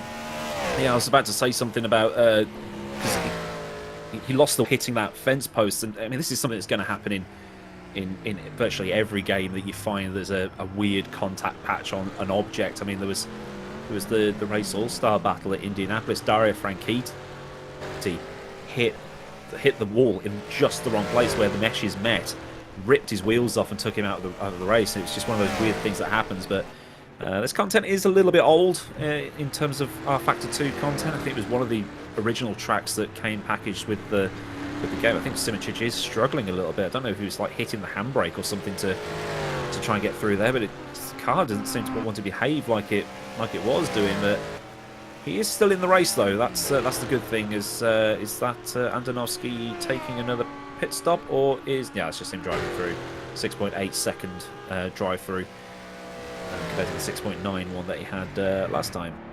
So Hillebrand and Andonovski still battling here for 4th in class, and then GP laps 12.5 behind them by the looks of things. So slowly catching up on them, finding some late pace, but still a 5th place for Jake at the end of this to add to the win that he got at Longford would be pretty good for him.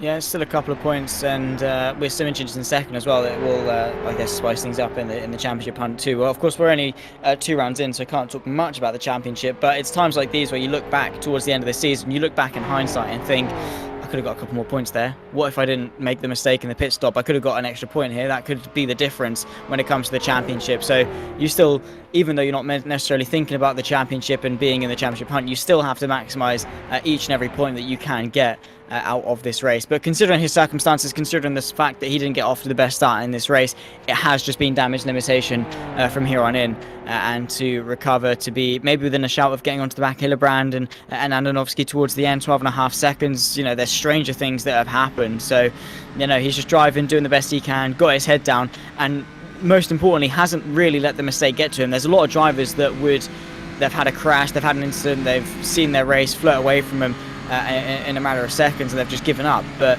for GP, he's just done everything right, pressed on, and just tried his best from there on out, which is all he can do, really.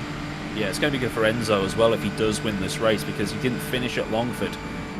He hit one of the little tyres on the inside of the corner at the pub, and that put him in a wall, and that was his race over. So that was close. Andonovski almost went into that guy's living room, almost hit the corner of that building, and that would have been a big. Probably would have collected Hillebrand as well. So good that those two are still going. But if Fatsy does win, that's 9 points on the board, and that will put him right up there, considering that Timo didn't turn up for the previous race, and Nico also didn't finish at Longford as well. So it's going to shake things up in a big way, and it will be closer than it would be, because it's the old 1950s, 1960s point scoring system. So 9 for a win down to 1 for 6th, even though it was probably in the top 5 back in those days or something like that, instead of the 25-18 that we see in modern Formula 1. So it will create a nice close championship if you don't finish one race but then score well at another. You got to be consistent. Oh, kicking up a lot of dirt. Oh, that's Hillebrand into the... Oh, my word. That is huge. That was huge. Big crash. He's still going into the other side of the track as well. That's race over. That's Jake back into 4th. We just... Right, don't tell him extra couple of points. That. Yep. That's commentator's curse. Nah, just bad driving. Massive way. You asked Lewis McGlade that, it's saying, it's not commentator's curse, just bad driving. But nah, I mean, I guess Andonovski, yeah, talent, lack thereof. No, I mean, I think Andonovski did kick up a bit of dirt. Maybe that got in, obviously obstructed the view of Hillebrand and caused him to, stray a little bit too wide than naturally, because naturally you follow the car as close as you can in front of you, naturally follow their line slightly, and you go a little bit too far and bang. And yeah, that is... Oh, is that Stoltz? Stoltz. Oh my word! Oh my word! Stoltz! And oh no, I jinxed this a little bit earlier on as well, didn't I? I said how quickly it can happen. That is Stoltz with this race. Mia Rose is going to inherit the race lead eventually. Wow, it's all kicked off. Yeah, Mia Rose has just been gifted a race lead. We were talking about one mistake in the lead. I mean, Kasper Stolzer had a huge lead at that point, so we'll have to get a replay of that, because I was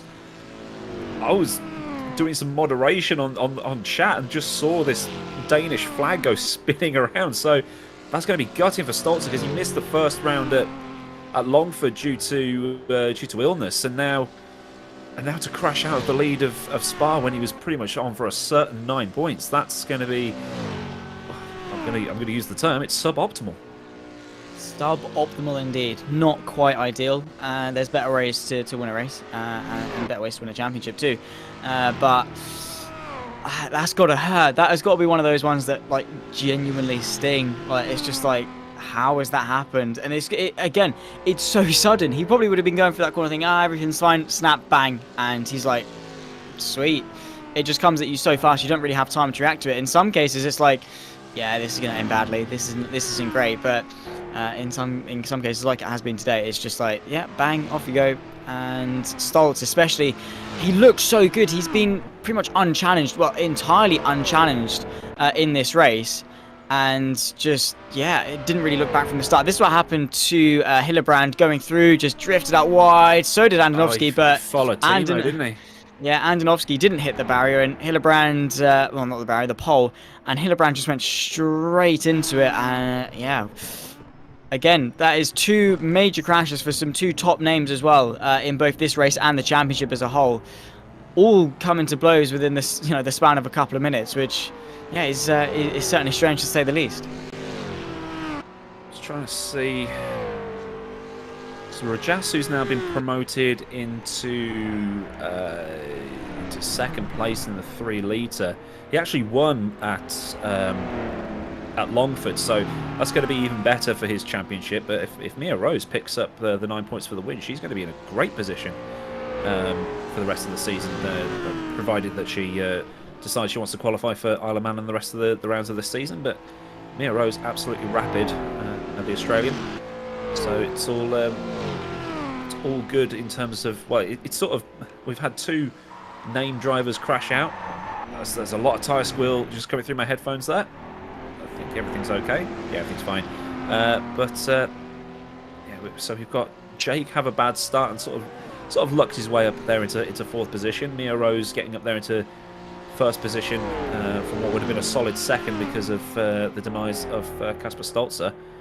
But I think that's probably about, what, 14, 15 retirements now over the course of this race. And there is the man who has made this all happen, Richie Axelson, because I struggle to pronounce that last name.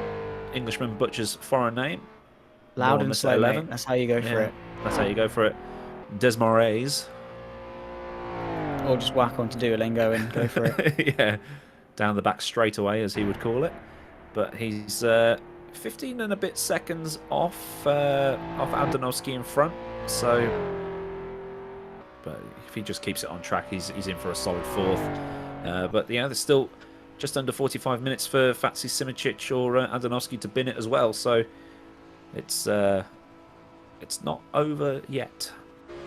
It's not. You got to be in it to win it, and that's exactly what GB Labs is doing. He's just keeping it going at a leisurely pace, waiting for everyone else to just give him the places for free. And yeah, fair enough to ask in the YouTube chat. Leave for 5 minutes and all hell breaks loose. It's like that thing. You're like, okay, it's quieting down a little bit. I can go get a cup of tea. I can go get a drink, or I can go to the toilet for some reason. And then you come back and it's like, wait, what? What's happened here? Hillerand's out. Stoltz's out. What's going on? Rose is leading the race. Yeah, no, it's crazy, and we'll try and give you the action. This is what happened to Stoltz. He completely was sideways and just drifted out a little bit too much going in, and that poor person. I hope they have home insurance or something. Sponsored by Direct Line, yeah. But that was just before Stavolo. So that was that right hand kink just before Stavolo. So that's over the furthest point away from the pit lane as you can get, as we have Andonovski in the pit lane. So that must have been a tactical refuel, short fill maybe before to try and get himself back into it. But that's GP Laps into 3rd position now, and so Fatsi still leading this race by 2 seconds. The gap had dropped under a second at one point. It looks like Fatsi's pulling it back out, but we have to take into account that there might be a little bit of damage on Simičić's car after that whack he took at Blanchimont or something like that, where he's probably damaged the car on the Armco. But we saw in the last race that Simičić didn't fight Jake towards the end of that race. I think it was about 30 seconds, 32.9 seconds the gap was at the end, because he just settled for 2nd place, and that's typically what he does. He is very, very fast, but he also plays the long game, sort of a mixture of your Verstappen and your Prost, so like blindingly quick, but also quite calculated. That gap just hovering around the 2 second mark, and then about another 30 odd seconds as well back to GP Laps, and then you got Andonovski after that pit stop, 35 seconds behind Jake there. Oh, that's 42 seconds off Simičić. Right, gotcha. It's the interval. Yeah. But I mean, it wouldn't be much far off. Yeah, it's not a great recipe. What is a good recipe though is Yannis Simičić in sim racing, I guess, is how well he's doing. Yeah, that is. I think that's a little bit of maybe toe-in or camber issue on the steering wheel, because he's holding it sort of slightly to the right going down the straight, so maybe that car is slightly damaged and he's having to nurse it around. He's still maintaining the gap of 1.8 seconds though, so Simičić, as you say, certainly knows his way around a racing circuit, how to negotiate himself, as we said a little bit earlier on, with how he that is closing down very quickly. Fazzi maybe have made a mistake. That gap now approaching under a second for Simičić, so might still actually be within a shout of closing on and getting past Fazzi. But yeah, no, Simičić has probably won everything there is to win, especially on R Factor 2, Formula Sim Racing. Probably up there in the Virtual Endurance Championship as well. So yeah, he's having a bit of fun with it, trying to win everything there is to win, and yeah, he's making a good name for himself. Even if he does go for second and second between Longford and Spa, that's still consistent points. And in a championship that is as unpredictable as this, with people crashing left, right, and centre. Anything can happen. Your championship rival can crash at a moment's notice. It's that consistency that even if you don't win a race, you can still, do really well in the championship just by being consistent. You look to Formula E this year. Stoffel Vandoorne won the championship by only taking one win throughout the entire season, and just by utilising consistency. So maybe that's Simicic's shame, and it still is possible to do well even with just maintaining a second place. Yeah, Richard Burns did exactly the same thing when he won the World Rally Championship. He only won one rally all year, and he won the championship because McRae and the others just kept crashing. So you can win things and do very well through being consistent, as the 5 litre guys making another pit stop. Yeah, indeed. And both at the same time. Fazzy came in, well, he jumped a lot of people. He took a really short stop. Let's see if this one's slightly longer this time around. 40 minutes left to go in this race. It should be their final stop if they fill the car to the brim. I don't think anyone's really taken tyres yet at all, because they're pretty durable on these cars, and they might need to. Who knows? We'll see. But yeah, it'll be interesting to see in terms of the pit stop times between Simicic and Fazzy, where they come out relative to each other, and whether Fazzy had to compromise this stop for a slightly shorter first stop, and that is the wonders of strategy. Yeah, Jake goes into the lead, but in case of when he pits, he'll probably pit on the next lap maybe, because I think the fuel consumption is on 3x, just to make it so that they do have to obviously pit for fuel at least once. So are they making it so it's equal, so they'll just be on fumes as they cross the line, or are they trying to do this tactically? But Fazzy has got out ahead of Simicic, so looking good for the Dutchman so far. So far, so good. And we were saying that Hillebrand was on for good points, and then he ended up. He's not crashed yet. Inside a telegraph pole, so. Yeah, big yet at the end of every sentence that we have to say when we big up anyone. It's like, oh yeah, this guy's doing really well. Yeah, and bang, oh brilliant, he's not doing well anymore. So yeah. But anyway, there's still a lot of people still going. A lot of people that can actually, I don't want to say can actually, because that seems really, out of order from me, but still going and keeping that car on track and out of the barrier for the most part. And yeah, I think the main fight for any racing really is amongst those 5 litres, because you look to 3 litres and Mia Rose has got a massive gap over Rujasu, who himself is 10 seconds clear of Beneker and a minute clear of Leduc just behind. So yeah, I think the big fights really are going to be for that fight for the overall race win in the 5 litre. It is indeed. 22 seconds is the gap between Jay and Fazzy. Jake will have to make another stop. It's a case of when. But we have Andonovski 11 seconds behind Simicic. So anything can change. We've still got 37 minutes remaining. It was Stingray, wasn't it? Anything can happen in the next half hour. Anything can happen in Formula 1, and it usually does. All these other cliche phrases, as we now see. GP laps Jake heading down out of the Master Kink towards Stavelot. This is where Kasper Stoltzer had his accident into this little kink just here. Ended up in the house on the outside. Driving a Jaguar D-Type in the American Navy Blue. Out the other side of Stavelot. Keep the speed up. Should pull away here from the I think that's a Gordini in behind him, so that's yeah, there he goes. It's like hitting the nitrous button. Just pull away, and it should be a nice bit of a gap there. But he looks to be on his own out there.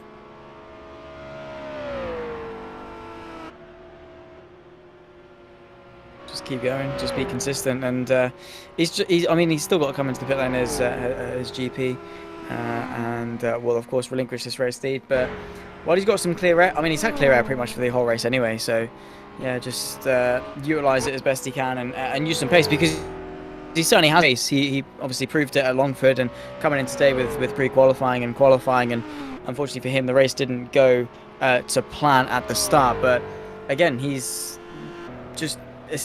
We'll say it time and time again, as a lot of points today have been. It's a race of attrition. You've got to be in it to win it, and even if he comes out of today 4th or 3rd, that's still, considering the circumstances, a really good result to salvage something out of this race. if we could get like a reminder of the championship standings on screen, just to remind everybody watching wherever they are around the world and however they are watching around the world. As we see a couple more drivers in 3 and 2 litre class enter the pit lane. Ah, that's beautiful. So we've got Jake there on 9 points. That he's probably not going to make 9 points today. Simičić is probably going to score another 6 points.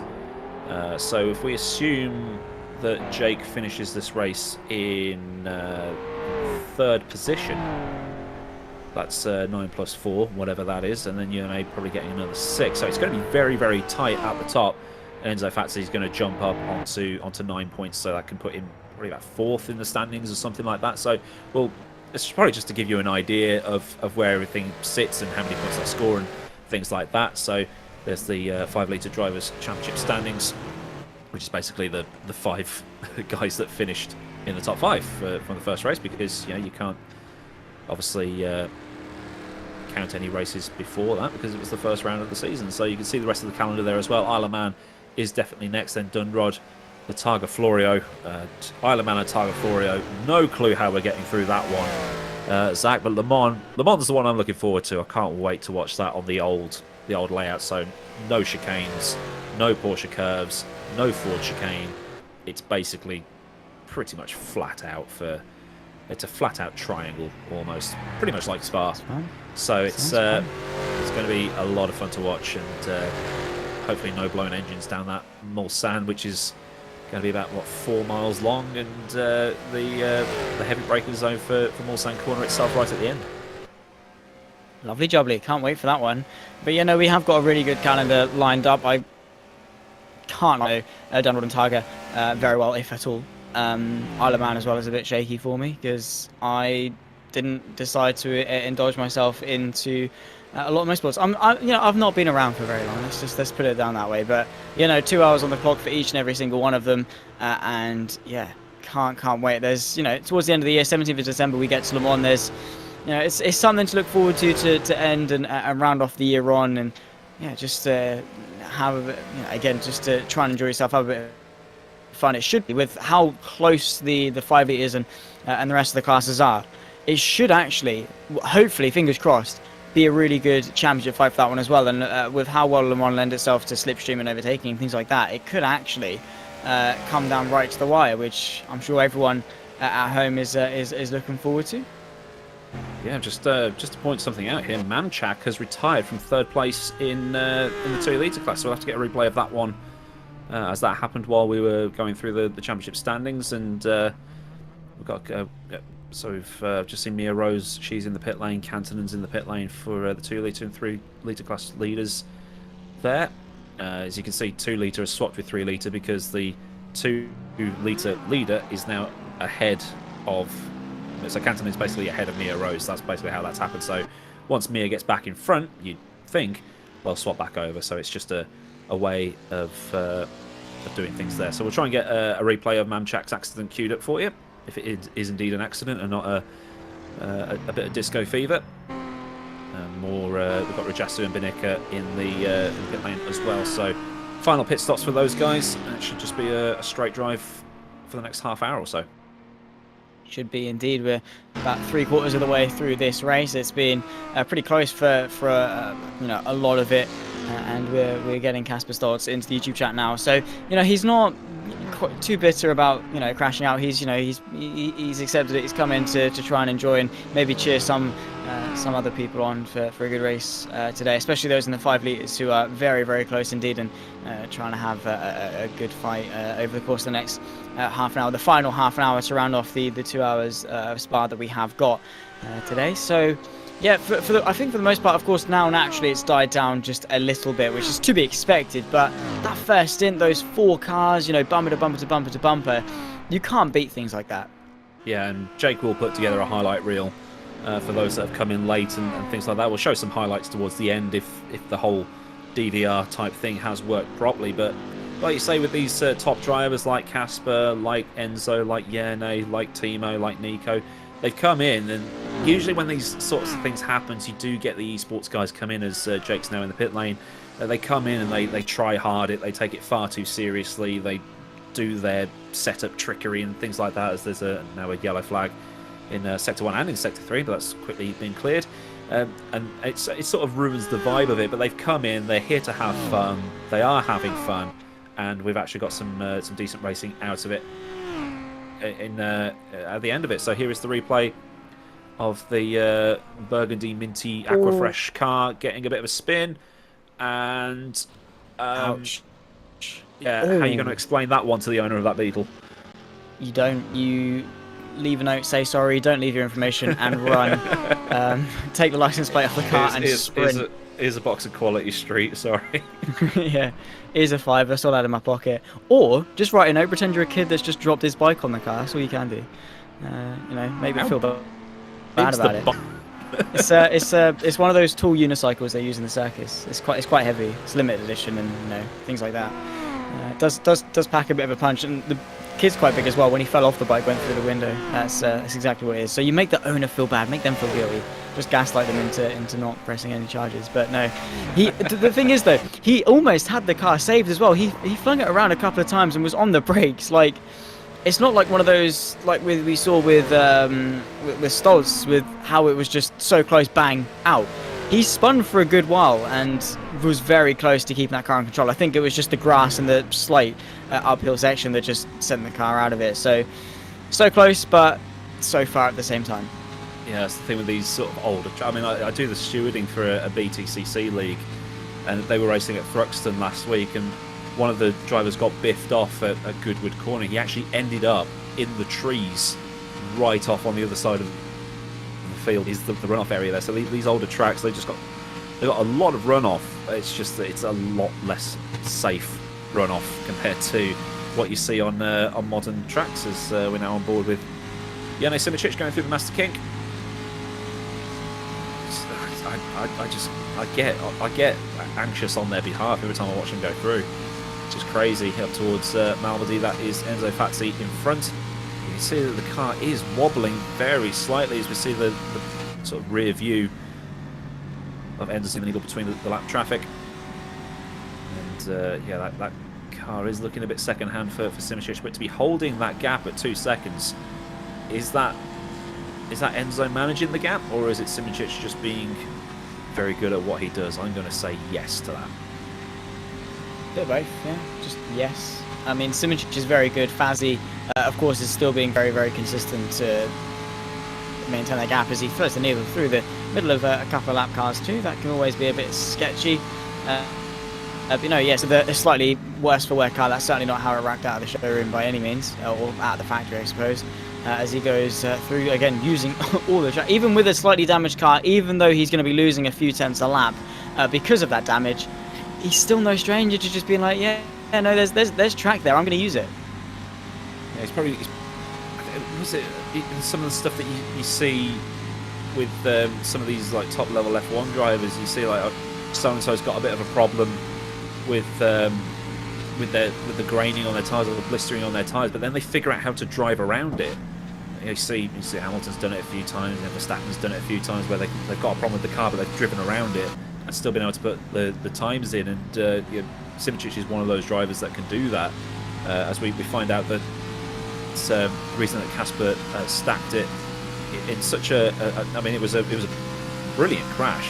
9.9 from the Romanian judge. It was because his motherboard updater decided it was. Yeah, I've had iTunes pop up with an update halfway through a race before, and it's just not fun. So it's just one of those things that happens. Those technical things that can happen in sim racing, because none of these sims seem to. Remember, like the good old days of like Grand Prix 3 and Grand Prix 4, where you had like an engine failure or a transmission failure or water leak and things like that. Things like that, they are these kinds of failures. So it's just one of those things that happens. So I'm sure Casper will be back and be fast enough for the Isle of Man to actually get to race and put some points on the board. So unlucky for him. But yeah, Charles Leclerc. It's always funny, that name, to go and set the fastest lap leader class, as he is 9.5 seconds behind Simičić, with GP laps 43.5 in turn behind Andonovski. I wouldn't be surprised if he could actually get onto the back of Simičić by the end of this race. Of course, it's going to be a massive ask, But with Simicic's damage, of course, as you know correctly say, he's trying his best to drive around the issues. You know, if you've got an issue, you try and exploit it. You know, you're stuck in a slightly higher gear, you drive in such a way that you keeps the rev up and you keep the momentum going to try and limit that damage and sort of things like that. But yeah, it's still going to be hampering him silly if that gap is being maintained to Fazzy. But if Andonovski can put in more laps like that and close the gap, all it takes is a couple of mistakes here and there for the likes of Simicic and Fazzy to bring him right back into the mix. This is a battle for position here for P7. This is Hrrc Gardiner on the back of the 304 for P7, and very, very close even after the last about an hour and a half of straight racing. They are separated by virtually nothing, and while it's not for points paying positions, it's certainly a nice bit of pride just to finish one extra place up. Yeah, we've got getting some oofs and ahs in our ears from broadcaster. There's those two hay bales just sitting in the middle of the track, but it's almost like flying through those pylons at like the Reno air races, because of the way they are. They just use the racing line to take you through, but you know, get a little bit offline. That's going to be a big accident if those things are still deciding that they want to be solid. But I think that might be another position just ahead of them. That red and white car there. Can't see the number on it from this particular broadcast position, but still Hrrc Gardiner chasing down 7th place in class, and I think he's going to take it here. Gets the slipstream, gets out of it. Japanese racing colours by the looks of things on that car. But I think the giant circle on the front gives it away. But yeah, that's position. And I think that's Timothej Andonovski closing in his Jag in behind them. It is indeed. He needs to clear these guys pretty quickly, then start his assault. That on Simicic and Fazzy maybe, if he can do that. But hopefully just got to wait for a straight, then put the foot down. Those 5 litres don't wait around when you put those foot down, especially relative to the 3 and the 2 litres especially. But you can see the 3-4, the Japanese car is going to come right back at him. There comes Andonovski just saying, like, all right, you lads have fun, I'm on my way. Gardiner is going to give him a nice run for P7. It'll be the outside line for the next corner, but surely that's to no avail. Has to tuck him behind, and indeed thinks better of it. Yeah, that's the thing. A little bit earlier on, we were talking with a 4 or 5 car train for the race. The dust being kicked up. Hopefully that's not Andonovski in the trees. Fingers crossed. But no, with the 4 car train that we had earlier on, with how moves matter so little. If you do it like a little bit earlier on in the lap, it doesn't actually really matter where you do it on the lap. If you make an overtake, the car behind can just tuck back in, and then the next straight back in the slipstream, and will come right back at you. So it is just that, just constantly tap and tail and just swapping positions all the time when you're locked in such a close fight. It's almost like watching oval racing in a way, isn't it? See that overtake that they've done there isn't for position on the 294, so probably lapped it's a different class. So it's all the. I mean, it's still to watch cars be close together on track, even if it is for position or not. It's still good to see them navigate each other without wiping each other out, which is something that can easily happen. But I think all the retirements we've seen so far have been self-inflicted. They've not been, you know, people coming together through a silly move or anything like that. So the driving standards across this and Longford, yes, people have crashed, but the driving standards in general have just been very, very high. It has been mistakes that have caused crashes rather than stupidity, which is what we want to see. It's better to do it on your own accord rather than going for something silly and taking someone else out with you. So yeah, I guess that is slightly better. It's the lesser of two evils in some respects. But this is Mia Rose, over a minute clear of Rujasu, who is in 2nd place in the same class. And yeah, they have done a great job, of course, with Kasper Stoltz out of the race. There's, you know, someone has to inherit the race lead, and they've done exactly that. And again, they're just doing everything right. They're doing all the right things, ticking all the right boxes to still lead this race. And yeah, I mean, after Stoltz had his crash, I thought it would be quite close, but Rujasu really hasn't had much of an answer for Rose's pace. And you look at how Rose was compared to Stoltz, I think it just puts into perspective of how quick Stoltz and puts into perspective how well of a job Kasper was doing. This is the 2-litre class leader fighting with Rose. While it's not for position by any means, he's still putting up a good fight. Is Kantonen. Yeah, he's going to have to be very careful, because if he wipes out the leader of another class to try and boost his position on track. It's just not going to look good on stream, and it's not going to look good for him in general. But I don't know, because as we saw at the beginning of the race, there was that itty bitty little pile up going into Hrrc and Radion at the very start of the race. So maybe Rajasi got caught up in that and lost out as a result, and Rose maybe able to jump ahead. But having seen Mia race across other leagues in our Factor 2, and from what people have been saying in chat, we know that she is quick. So it's probably maybe a little bit of both. But to be fair to her, to turn up for her first race of the league, I think she only joined the Discord probably at the beginning of the week or something like that. A bit of a slide on the exit of a corner to be leading this race now. Admittedly took advantage of the fact that Andonovski's out. Oh no. We're going to get a replay as soon as we can, but that is a shame, because we potentially could have seen him chase after Simoncic. But yeah, that is Kantonen getting a bit sideways out of the exit of La Source, trying to stay with me, Rose, as best he can. And yeah, these 3 and 2 liter cars can really rack up well amongst each other, and it comes down slightly to driver skill and being able to match the car in front as much, because the difference in the engine sizes isn't so drastic. Yes, there'll be slight differences, but it's not incredibly different. So yeah, but the main talking point really is Leclerc. He's had some sort of stinker. We'll take a look at what actually happened, but it'll be really disheartening if it was all by himself. Well, we're about to find out. This is Master Kink. Off you go. On the... Oh! Do a barrel roll. That's not the way to lose it. That's not. It is embarrassing when you do lose. I would rather be hit or hit somebody else than lose. You it have on an my excuse. Own. You have an excuse then. It's like, but it's just one of those things that happen. He hasn't had the best race today. I'm sure he'll come back. He is rapid. He's a very good driver. Like I say, one of the staples of our Factor 2 esports and things like that. So yeah, Timotei will be back. It'll be a bit disheartening, but Isle of Man should be a great round to come back and maybe score some points. Yeah, you've always got to bounce back, and the next opportunity. Yes, it's a shame, but what can you do about it? It was a strange crash as well. It went once, then went twice, and it got to that point of no return, and he just definitely knew in his heart that he was like, do my best. I can counter steer, but I can slam on the brakes.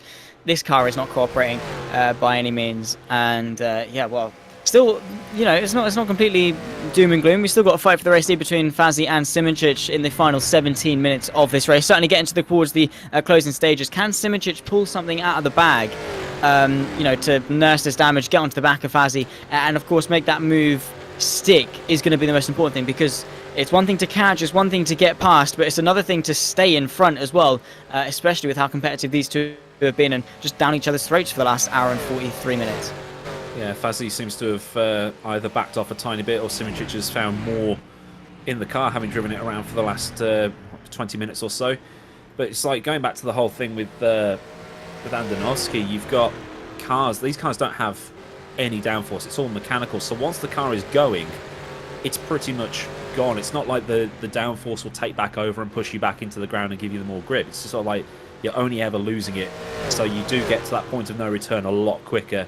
And just saving it. If you try to flip the car back the other way, the momentum's going to go with you, and just going to make it worse and worse and worse until you're off. So it is just one of those things. But like I say, he'll be back. But to see Simoncic now half a second off Fazzy, so maybe Simoncic has found something, or Fazzy's just lost a little bit of pace. But we're going to be in for a cracking end to this race.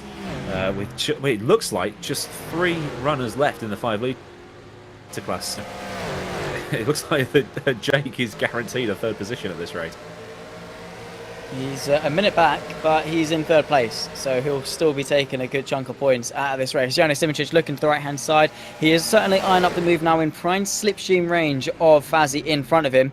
and going through the next right-hander, just trying to stay as close as possible. Fazzy goes in a bit too deep, and that's the psychological warfare I think that Simičić needs to play, is to try and bait a mistake out of Fazzy and then see a gap open through that he can then stretch an advantage out of, kill Fazzy's momentum, and then try and drive away and get out of the slipstream range. Because, you know, saying time and time again, with you get through, the car behind tucks into the slipstream and will be counter-attacked straight away.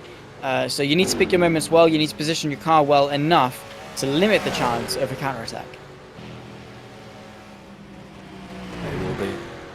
It'll be a lot more tactical at this track than it would be compared to another track, because of the fact that it is pretty much, I mean, like we've seen the bump drafting, it's basically an oval, there's slipstreaming and things like that. So, I mean, we've seen it before with you know, Formula 1 and series that use DRS and things like that, that drivers will back out of the slipstream going into Origin Radion, as Simičić is up the inside now towards the next right-hander.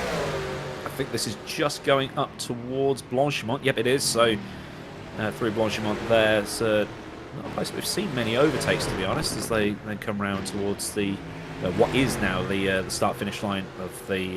well, maybe not. I called it a bit too early. I think that is still Blanchimont. That my track map a little bit out of date. I did download the 1966 version, but as I was, I've probably lost my train of thought now. But what was I saying?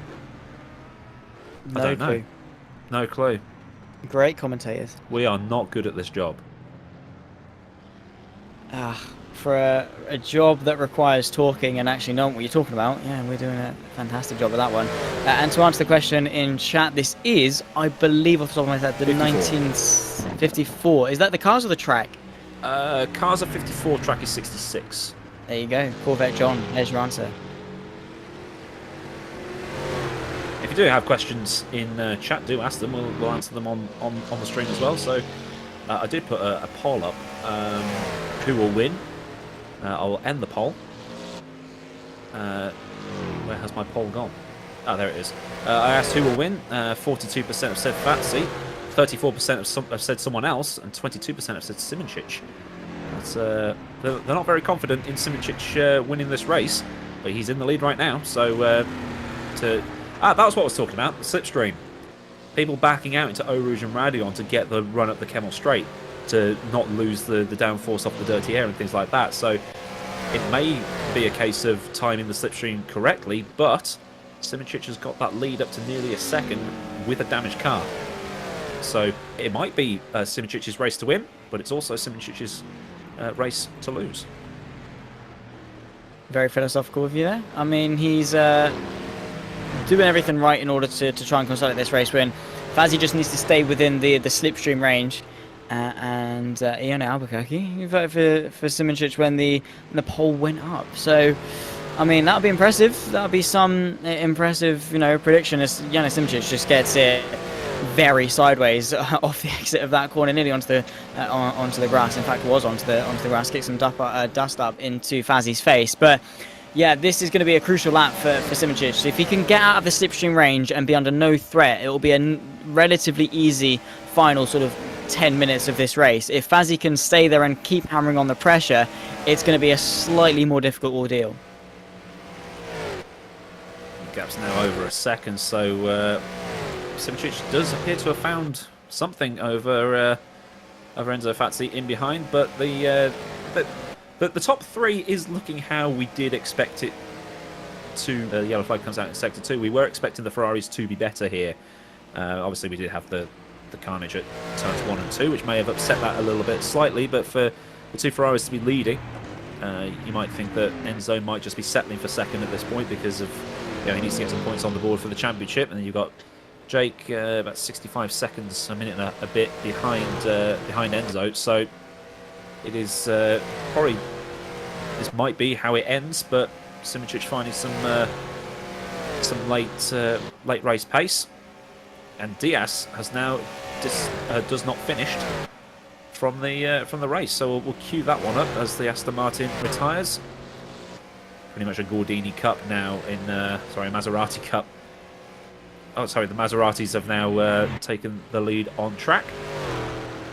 Kantonen is now ahead of Mia Rose is out.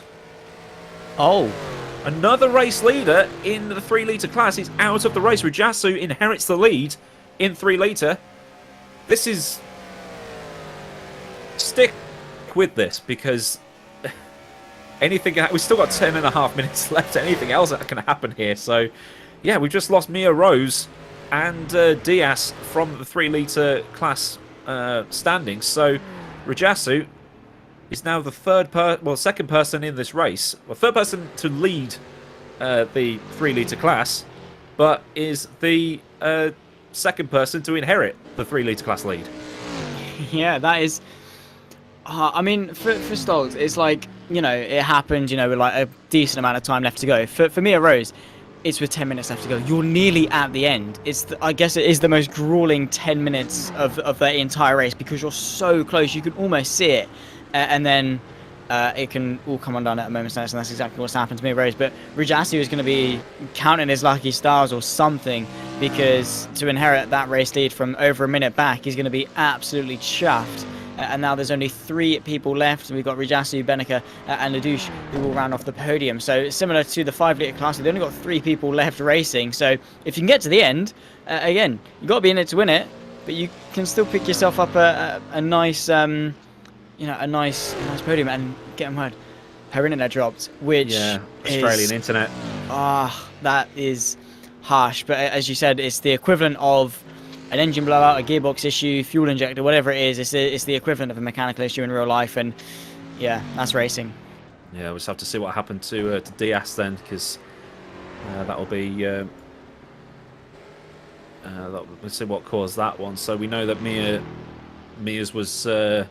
related to her internet, rather than losing it, which, yeah, I'd take that. I've retired, but it wasn't my fault. But to have the internet drop out less than 10 minutes before the end of a race that you were certain to win, that's going to hit pretty hard. But we get the replay. This will be Diaz on the 294. Does he have the same issue that this is? No, I think that's the exit of Malmedy. So, yeah, just caught it in the wrong place. Ripped that right rear off. Trip to the pub. Yeah, we're seeing it's the same sort of mistake, just at different points of the track, of people just, you know, just drifting off to the outer skirts of the circuit, and then it's just that thing of point of no return. You get onto the grass, the car goes once, the car goes, you know, twice. Maybe you can hold it if it's sort of a low speed, but it's such a high speed, which you are at for the majority of this lap. You get onto the grass, the car becomes unstable, and it's just not coming back. No matter how hard you try, the car just won't ever cooperate. And yeah, we have lost a fair chunk of people in this race. I mean, the 2 litre guys have done really well. The Maserati Cup has kept it quite clean in DNF respect, as opposed to the 5 and 3 litres, which have seen a fair bit of carnage and chaos. Yeah, the 2 litres seem to be doing. They seem to have. I think it's just RNG at this point, isn't it? With the 2 litres just seem to have lucked out on it, whereas the 3 litres seem to have dropped it. But to see the 2 litres. So Kantonen, just to remind people of why it's the wrong way around if you're just joining, Kantonen is ahead of Rujasu. That's why it says 5 litre, 2 litre, 3 litre. If Kantonen stacks it and then Rujasu takes the position on track, it's done by overall position basically than class position. So at the minute, a 2 litre car is leading a 3 litre car. But we have had the discussions before about, let me just bring up my pre-qualifying things. So, when looking at it earlier, Kasper Stolzer did a 4:15 in pre-qualifying. Mia Rose did a 4:17. There was 1, 2, 3, 4, 5, 6 2 litre cars in between Kasper and Mia. So they can hang with each other, but you think on a power circuit, the 3 litre class cars should have been a lot further ahead, but Jake Britton was the fastest 2 litre car in qualifying, as we see everyone's favourite sandwich filling, Sal Army, in the 2 litre class, chasing a car that has supposedly got more engine power. It's the magic of salami, I suppose. Pressing forward and trying to get past, I suppose. I mean, it's a nice bit of an ego boost to beat a car that's supposedly meant to be a little bit quicker. And yeah, those in chat, Axe, who's saying how you can get exhausted after just playing a game for like 10-15 minutes. These guys are going hours on end and are still looking really tip-top shape. That's the thing though, is that fatigue can get to these guys while they are accustomed to endurance racing, sitting at their rig hot, sweating, especially if those in the UK, very hot and sweaty, mentally draining too if you're having to focus, especially today at Spa in cars like these. You do get mentally drained, and it's that fatigue that then starts to tail off towards the end of a race, where you start to feel a little bit drowsy, and then mistakes start to creep in. So it is a skill in of itself, just the endurance of coping with an endurance race. Yeah, I've always tended to avoid endurance racing because, ironically, I don't have the endurance. But I did the Bathurst 12-hour in iRacing last year, and with about half an hour left in the race, I had to bang in qualifying laps and somehow lap a second and a bit faster than the guy ahead to get the podium. And eventually, I remember feeling like the next 2 or 3 days just being absolutely ruined because it's I mean, using the Jimmy Broadbent quote that the cars are fake but the racing is real, but you're staring pretty much at a computer screen for hours and hours on end, and you do have like blue light filters, and you can get special glasses with blue light filters and stuff like that, but even staring at a computer screen could just be very draining, and you're trying to control a fake racing car and sort of indulge in you being a racing driver one day, and it can be it's a very mentally draining. And some of these guys, I know that Simoncic and Enzo are using direct drive wheels as well, which will simulate the fact that these cars don't have power steering. They will be very, very drained towards the end, but it's a different kind of drain. It's more of a mental drain than the physical drain that you would get from. Because imagine driving a real Formula One car and driving a real LMP car, things like that. Yeah, you will be pretty exhausted by the end of it.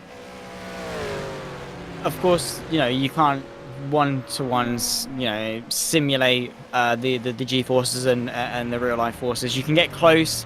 When I did the Rocket Racing Star F4 esports competition, we had the motion platform sims. I think it was direct drive wheels as well, really realistic pedals, and it was a tough thing. You slam on the brakes and the seatbelts completely just constrict around your chest. It was a lot of fun. They are ridiculous, and it took me we had a couple of practice sessions just to get used to the sims. It took me at least halfway through the first one just to know how hard I can press the brake pedal without having just becoming concave around my chest because of how hard you were having to press the brake pedal to actually go very quick. And again, as sim racing progresses, as companies become more innovative with their hardware and things like that, you will get more physical endurance required. But yeah, it's not wrong in saying about how of course the mental side of things as well, that obviously comes in real life too, but it's one of those things that transfer into sim racing, and there's a many thing that can cross over from sim racing to real world, and of course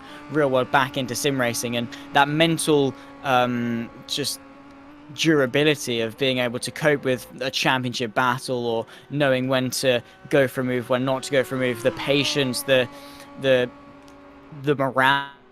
It was so easy for GP to just give up on lap 1, but no, he's kept pressing on, and even though he's only over 70 seconds off the race lead, he's still managing to salvage P3 because everyone else around him is DNF'd. And it's just that mental durability that you need to progressively get better with time and experience. Yeah, there is a lot more to it than just a little bit more to it than just a video game. But we can just see down there on the bottom of the 3-litre time that we've lost Ledouche. We've lost the American driver. And the cars are now on their final lap. Simoncic, second lead from Enzo Fatsa. You'd think that's how it's going to end, unless something really does, befall the leaders. You can see them there. That's just going through. Looks like the the exit of Malmedy, maybe. I don't recognise. Sorry, they're just coming out of Lakeum. They're just going towards Burnhamville. So they are on their last lap. 55 seconds on the clock. So they are nowhere near they barely started the lap. So on the exit of Burnhamville, the one away to Enzo Fatsi, Dutch flag there next to his name, chasing down the Slovenian event of Jone Simičić. You can hear some banging and barging in the background. We'll see if we can grab a quick replay of the Ledouche DNF before this is over, considering they're only about, what, a quarter of the lap in. So this race has flown by. Usually with in these kinds of races, that they tend to drag on a bit once the initial melee of the first sort of 5 or 6 laps has ended. But there's always been something going on in these 2 races, even if the field has been very spread out. You can see, Jake is now 71 seconds behind Fatsy, so he's probably just taking it easy and just making sure he finishes right now. Enzo is slowly catching on to the back of Simičić, but I don't know if he's left it too late, as that is it. The clock has ticked over to 0 seconds, and I've just had a bottle of Pepsi put into my hand. So, so it looks like it will be Simičić, Fatsy, and GP Laps on the podium, because they're the only 3 finishers in that class. As you see the onboard from Enzo in the bottom right-hand corner. I do love the split screen. It does look very, very swish. Once again, shout out to a shout out to GP Laps for putting on the event, and also the fine folk at Simply Race in Milton Keynes for doing all the broadcasts and the graphics and all that stuff. It all looks very, very swish, very professional. Enzo almost binning it on the exit of the Master Kink there as they head up towards Stavolo for the final time. Only one more time to get through. Do not let it end now, because that would be the most grueling thing, is to have it end like this. But you can see Fazzy is going to be absolutely on the limit, trying to maybe get himself back into the race lead in the final moments of what has been a very close and tight race amongst both Simičić and Fazzy. But not long left to go. It's looking very unlikely that he's going to be able to go for an almighty send for P1 though. It's been the fight for first place has been a lot closer than it was in the previous round at Longford, but like I say, always something been going on. We've always had something to talk about. Well, I always had something to talk about last time out, but we've both, and myself and Zach, have had something to talk about in this one, as Simičić starting to show off now with a bit of drifting towards the end. But still, Enzo is getting closer and closer, and he might be able to have maybe a last-minute lunge into La Source. I'm just going to press X to doubt on that one. He's not close enough. No, so Jone Simičić comes through La Source for the final time. And gets a kick of oversteer on the exit. It's going to be the closest finish of the season. Then again, we've only had 2 races this season. Jone Simičić is going to take the win from Enzo Fatsy. And then we're just going to have to wait a bit longer for GP Laps to finish. Checkered flag. Slovenian takes the victory. I think the 2... the split screen and the other thing were a bit out of sync, but we'll just pretend. But they are the 2 finishers. Well, the first 2 finishers. Just going to wait for everybody else to come across the line. Rajasu in the 3-litre class, whereas he's just coming down the hill, so he will take the win once again in 3-litre, so that he is the only double winner thus far this season. And I think Kantonen will have already taken the flag ahead of him, because Kantonen was ahead on track. The gap between Kantonen and Folletto in that 2-litre class, a whopping 51 seconds, while Rajasu takes his win in class just about 8 seconds ahead of Beninka. So we'll just wait for everybody else to come across the line. We'll wait for certain drivers to get themselves into the interview waiting chat room. We could bring them in as this Oscari Kantonen, Alberto Oscari, we'll call him, to make it more period correct. Where is he on track? Is he still racing? He looks to be still racing. Or is he just doing a fast in-lap? Because who would want to do an in-lap on this one? I think he is actually still racing. Does he even know that the race is over? Does he not? I've lost track of where he is on. Where is that? Is that? I need a landmark. That's Burnhamville, so he has finished. I don't think he's realised that the race is over. Usually it's the other way around. Usually the winning driver thinks, "Oh no, the race is already done a lap early," but no, he's still going. He's fair play. Loving life. Yeah, no, it's better to be doubly sure. Maybe he just really needs a wee. Yeah, maybe. Yep, we'll get some highlights up now. We'll see what we've managed to DVR for you. Also, if you did come did come into the race later. We'll have some cool things to show you. It's probably just crashes, I think, but we'll probably get a good look at that start. Yeah, this isn't Longford, this is Spa, so this is well, this will be the big crash. The 217, painted in French colours. Oh, this is the start. A few cars got away very slowly, and that's Timotej Andonovski getting turned round. Fair play to him for coming through the field, but he's 198 getting turned round, so that'll be an early retirement. Everybody just getting concertinaed up, damage everywhere, hay bales everywhere.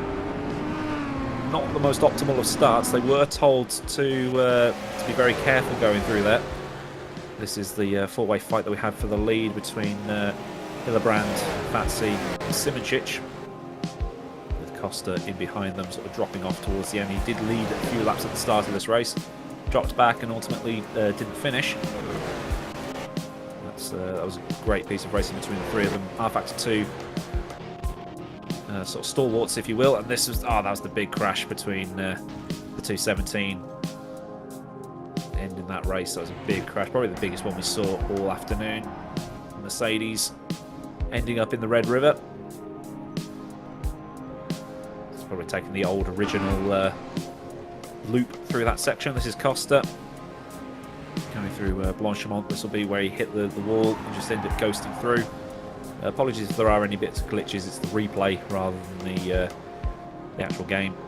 Just got that stuck. He did continue after that and ultimately sort of called it quits a little bit later on. He's this will be Nico Hillebrand just getting stuck on that fence post there. Fatsi and Simoncic. This is Hillebrand again. Oh, that was where he. Okay, so that was Hillebrand hitting the telegraph pole following. That was good baiting by Andonovski there to basically wipe out Nico, but that's an unfortunate finish again for Nico Hillebrand. No points this season. Big crash there for Kasper Stolzer, the Dane, wiping out as his computer decided to tell him that he needed to update his motherboard drivers at that particular point on the track. Another off here. Bit of a slide, tried to correct it. The momentum just kicked the rear end out. And that's going to be a call to direct line to get that Volkswagen Beetle fixed. What else do we have on the old highlights? This will be Andonovski retiring from the race. Dropped it on the grass. Fishtailed it. Almost got sent to the moon. And then ended up in a bit of the scenery that the game probably doesn't want you to enter. And that was his race done. Another crash, just showing how challenging these cars are to drive, as Robert Paulson has correctly identified. Just dropped it on the grass, hit the fence post, and that's it. Race over. I think that's the last little bit of the race. So there is your top three. Hrrc Simoncic taking the win, his first win of the season from Enzo Fatsi, who has managed to recover to second place after his DNF in the first round, and GP Laps makes it another podium. So Hrrc and Jake making it on the podium for 2 races in a row, and we'll grab them in for an interview very, very shortly. So what did you make of that, Zach? How was that for your first race of the season? Well, I mean, it was a race. It was one full of action in one form or another, whether it was the four-way fight for the race lead a little bit earlier on, or whether it was for with all the crashes and the unpredictability of who actually comes out on top, because you feel secure, you're led into that false sense of security as a race leader to build up that gap, and then it can all come. It really just unfolded and dropped off in a split second. But yeah, no, well done to those that managed to get to the end, and those, of course, that managed to do it in good time too. And of course, Hrrc Simoncic, who managed to take the win today, because yeah, it's impressive and crucial really for his championship to really make a statement versus his championship rivals after only finishing second last time out at Longford. Yeah, we'll see if we can get some live championship standings updates on that. I don't know if we can import the results and things like that, but we'll definitely have the results. I'm sure Jake will tweet out the results and put them on his Discord and his social media. And we've actually got some people waiting in the interview room. Who have we got? We've got Timo, and I think we've got Enzo as well. So we'll bring one of the two in and see what happens with the interview and things like that. So it's going to be interesting to see what they thought of it. Great insight to see it from a driver's perspective as well, because we only see it from top down, don't we? We get a very, just not a very broad view, and it's completely different, because for a lot of them it's like seems like a very easy affair, but you go down to their level and it's like, nah, I was battling a lot of different things. My window was open, I had seagulls outside my window annoying me for the whole race, and you're opened up to a completely different perspective from the driver's view. So yeah, these interviews are always a nice little insight. We've got Hrrc in there as well. Hope Jake pops his head in. Probably get him in first to see what he thought, but it's always good to hear from the winner and from Enzo as well after his disappointment at Longford. Just looking at my other screen right now to see what's what. Interesting to see what Mia thought of it. So, Jake's in the chat. There we go. Interview waiting. We can bring him in a moment. Usually get him out because who wants to listen to Jake speak? Oh, he's in the channel. I hope he didn't hear that. Yeah, he's in the channel. Hey, Jake. Can you hear me? Yeah, we can hear you. Sorry about that. So, was that how was that comeback drive for you? It was an interesting one. What a mess of a start we had. I'm sure I'll have to see the replays. I haven't seen any replays of it yet, but wild start. I got knocked into, didn't get damaged somehow, and then just had a really nice country drive through the Belgian countryside for the rest of the race. It's a pretty quiet race on my front, but a fun one. Managed to look into a podium. What was going through your mind when you saw the likes of Nico and Timo and those guys drop off, and you just saw your position go from 5th, 4th, and now into 3rd to get you the maximum amount of points you could have taken? If I'm honest, it was kind of my strategy for the whole time.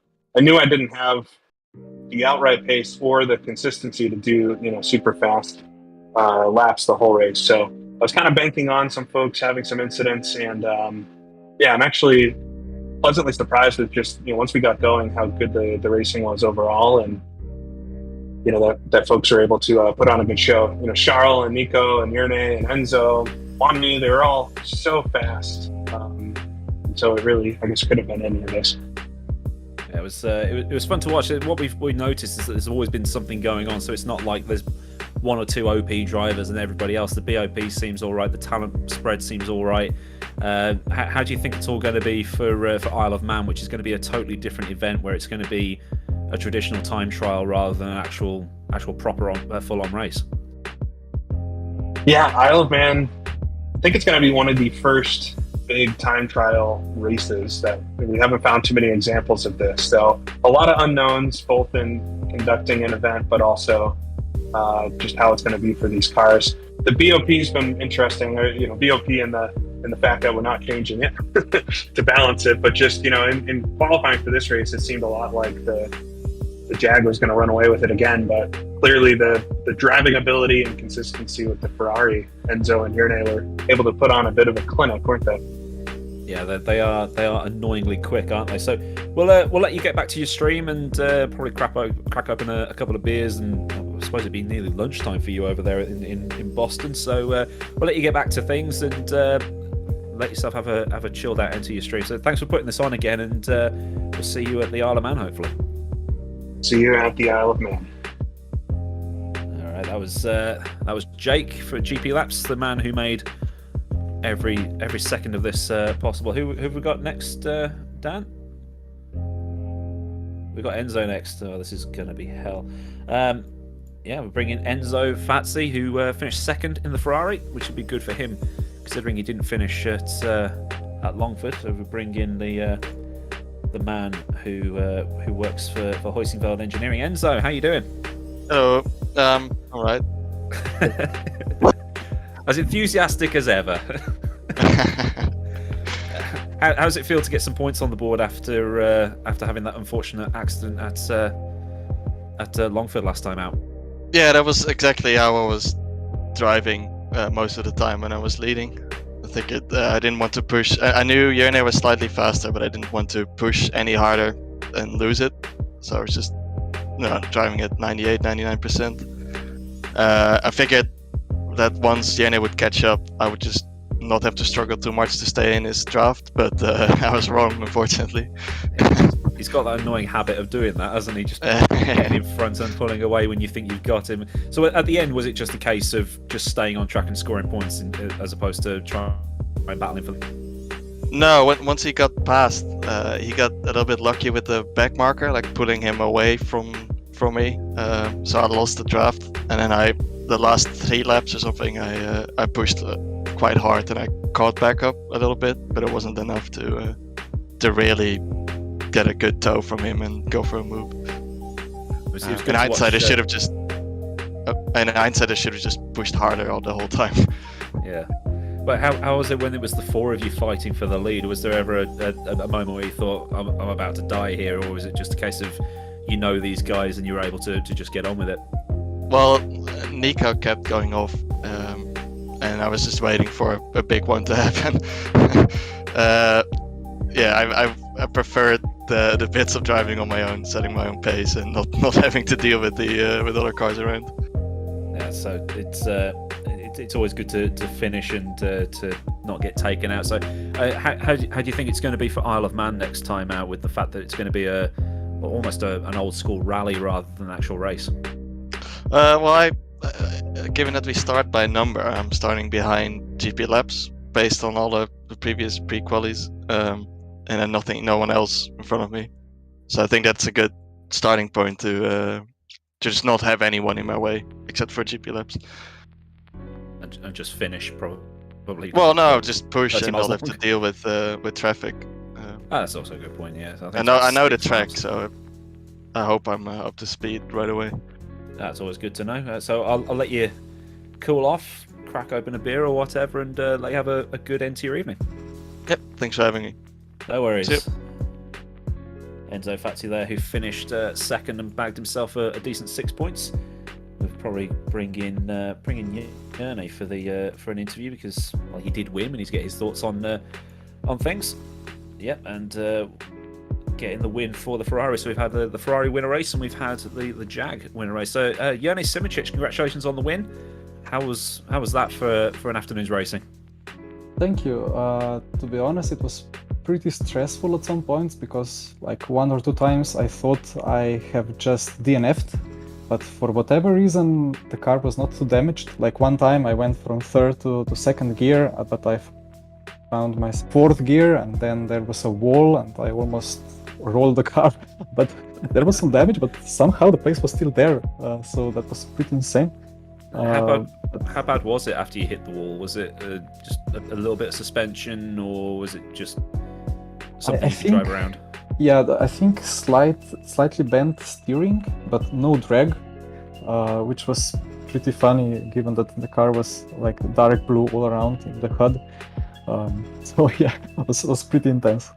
And you managed to sort of, I think you have actually taken the lead of the championship. What do you think to the rest of the season going forward with Isle of Man coming up next, and some of these other absolute monsters of circuits that Jake's picked for the rest of the season? Well, it's apparent now that Jaguars kind of have pace advantage in mostly every kind of circuit. So let's see what happens in the future.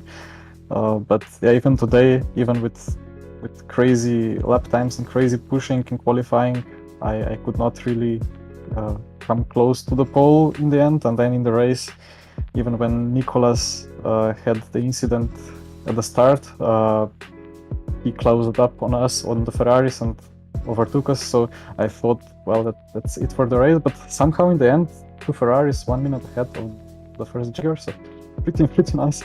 And well, for Isle of Man, I'm afraid I'll have to skip it because of Le Mans Virtual. But well, that's a good reason to skip it, I guess. But for the next races, I hope to be, I plan to be here and hope to enjoy all of them. It's awesome championship. It's dream come true. Like for almost a decade, I dreamt of racing the historic cars around Old Spa. And like for some laps in the end today, I just had the biggest smile on my face. Of course, I was winning or leading at least, but then knowing that for so long I wanted a proper race, on such historic track, and we finally have it. So yeah, amazing. It's good to see the esport guys having a break from the super serious stuff and having themselves a bit of fun. So congratulations on the win. It's a shame we won't see you at the Isle of Man, but I'm sure you'll be back for another round, and the best of luck for Le Mans when that comes up. Just don't beat Rocket, please, because we don't want that. But thank you very much, Yone, for taking part, and I'm sure I'll see you at some point in the near future. Thank you, Aiden. No worries. Cool. Do we have anybody else, Dan, or are we... That's it. Cool. Fantastic stuff. I think that... So get the thank yous out of the way. So obviously thank you to GP Labs for putting this on. Thank you to Simply Race for supporting and putting on this beautiful stream. And also thank you to Zach for being here and keeping me company and making sure that I don't end up talking rubbish to myself. You're doing that anyway. I was just here to listen to it and make fun of it.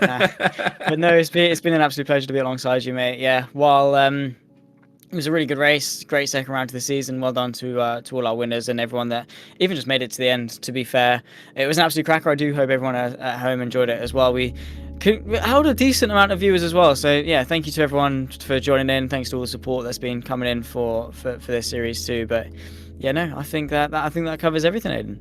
Yeah, it does. We just got to work out how we're going to drag ourselves through the Isle of Man, because I'm going to have to sit and just memorize some old onboards from the TT, just to figure out where everything is. Maybe call my uncle up because he lives over there. Maybe get him to do a track walk or something like that. But yeah, thank you very much to everyone that stopped by. I know there was a donation on my stream, so thank you very much to that. Thank you to the bots as well that have jumped in and tried to cause carnage. But thank you to everybody that's stuck with it.